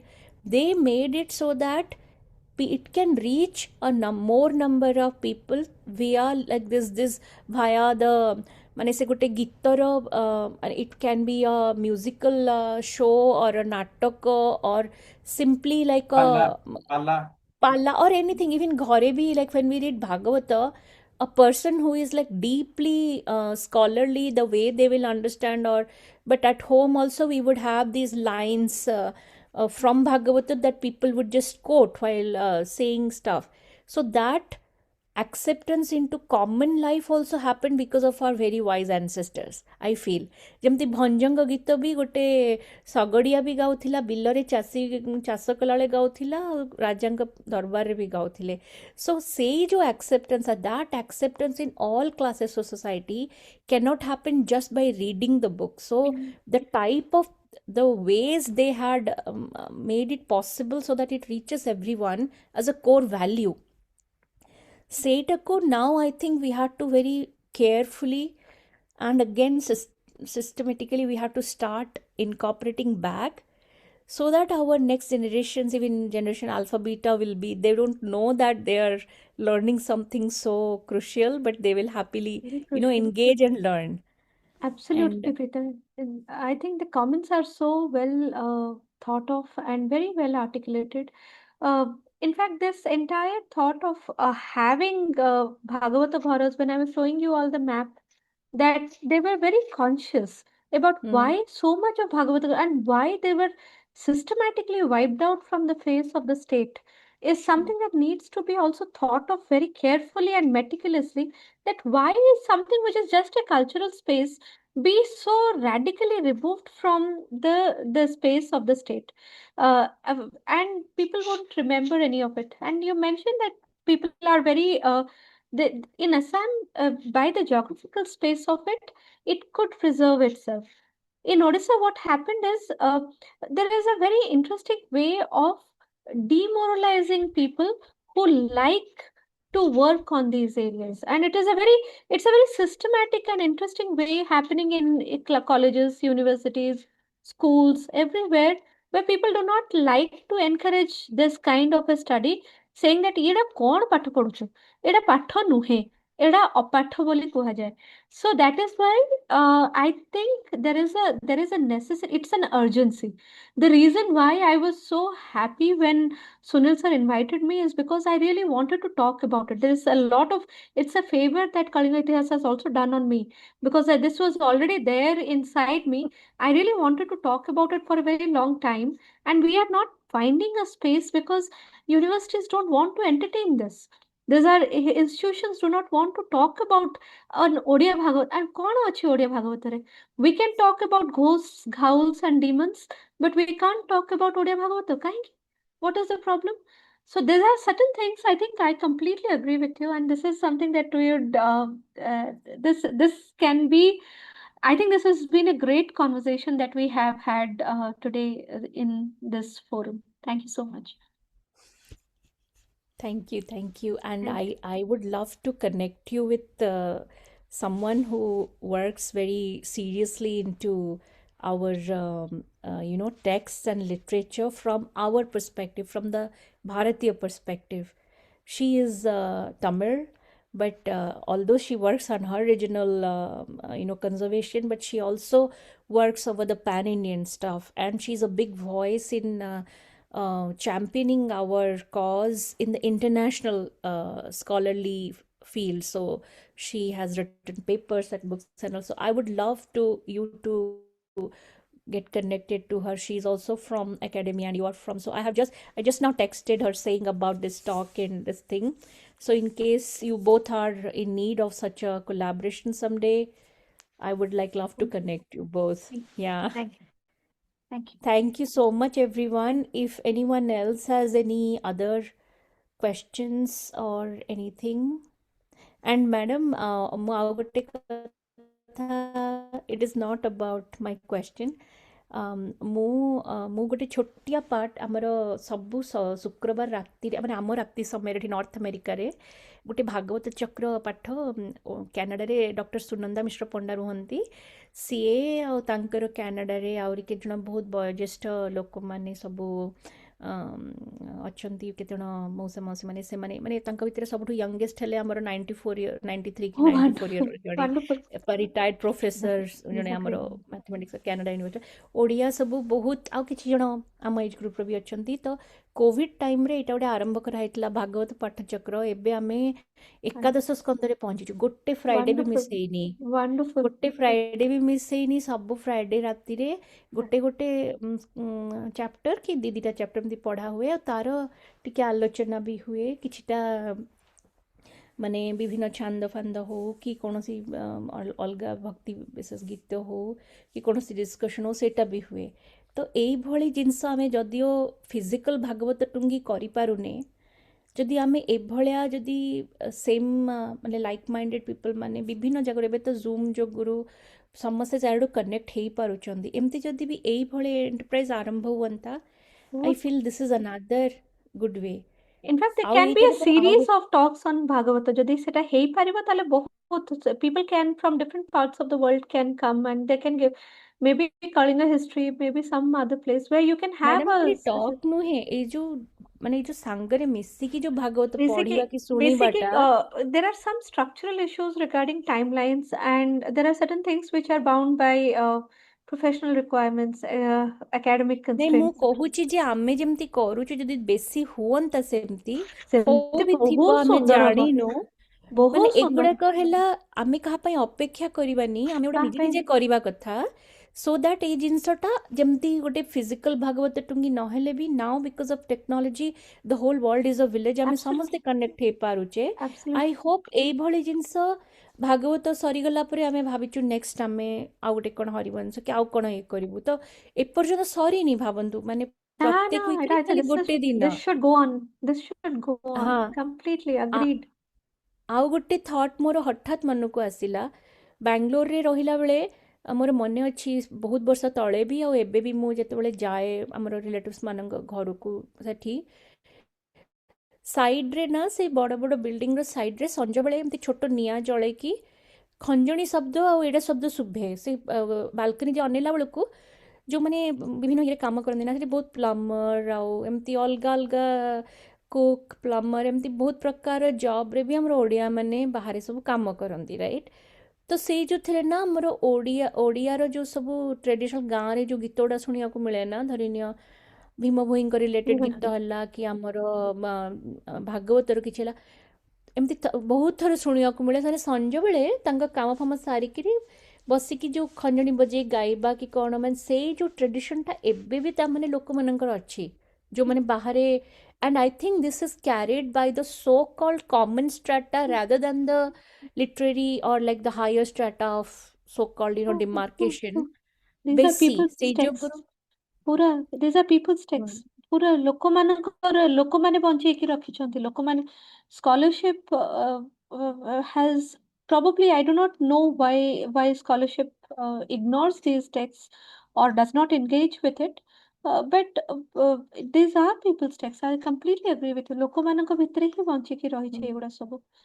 ଆଉ ଅନଫର୍ଚୁନେଟଲି ଓଡ଼ିଶା ରିଲେଟେଡ୍ ଏନି ସ୍କଲାରଲି ଷ୍ଟଡିଜ୍ରେ କେବଳ ଓଡ଼ିଶାରେ ସ୍ତ୍ରୀ ଲୋକମାନଙ୍କୁ କେମିତିକା ମାନେ ତାଙ୍କ ଅଗେନଷ୍ଟରେ ଯେଉଁ ମାନେ କ୍ରାଇମ୍ ହେଇଛି କି ସୋସିଆଲ ଷ୍ଟ୍ରାଟା ମାନେ କାଷ୍ଟ ଡିଭାଇଡ଼ କେବଳ କାଷ୍ଟ ଆଉ ମାନେ ଏନିଥିଙ୍ଗ ନେଗେଟିଭ୍ ଯଦି ଆପଣ ଦେଖିବେ ହ୍ୱିଚ୍ ୱାଜ୍ ଦେୟାର ଅନଫର୍ଚୁନେଟଲି ଗୋଟେ ଡାର୍କ ଟାଇମ୍ ଥିଲା but getting highlighted in the international circle just because of the flaws जोटा कि आमे परे काम भी करचु ताको करेक्ट करिया पाई but getting highlighted for something that we rather not highlight that much. And also if we are highlighting we should highlight the positive things which has never happened because positive things never get any scholarships, right? Kei paisa debani lekhiwaku. So unfortunately we don't have enough good things ର articles. So hopefully Yes. ଆଗକୁ ରହିବ. Yes. Preeta, if there are no more questions, then Shyam, no, I'm done. I sorry, I just no, I it's was- all right. Thank you so much. There is actually another meeting which is at 9 o'clock. So I just Please thought go of- ahead. Sunil sir, back to you. Thanks to everybody for their questions and all. Thank you, Preeta. Thank you, Annapurna madam. Actually, I just quickly will make one point. Thanks, Preeta, for suggesting that we will do a series of talks by Annapurna madam, which I was about to ask her to. I'm quite hopeful that she would agree to, and then we'll find some topic to speak regularly on. Regularly, sir, a bit regularly no hai. Not But we will- regularly, in the means at least once or twice in the coming 6 months, okay? And I just make quick comment about the point that you raised, that we need to create more content in English, so for the national and the international audience to learn about us. I also feel that we need to create a narrative. Narratives will live much longer. Centuries they will live. Like at the moment, if you ask what is the oldest language in the world, very likely that people all over the world, they will point out the Tamil. Okay. Now, I will not comment about whether how much of that is true or false or not true. If you ask what is the sweetest language, again, there is obvious answer.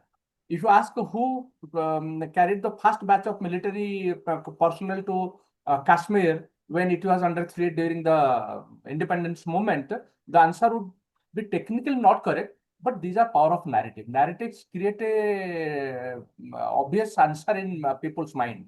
Unfortunately, we Odias seriously lack such narratives. So we'll try to create. Thank you, Annapurna madam. Your presentation today is par excellence, beautiful. Thank you. Thank you. Thank all you so audience. much. Thank you. Thank you. I'm very grateful to all of the audience members who stayed until the end. This was a very long session for many of them. Thank you so much. Thank you.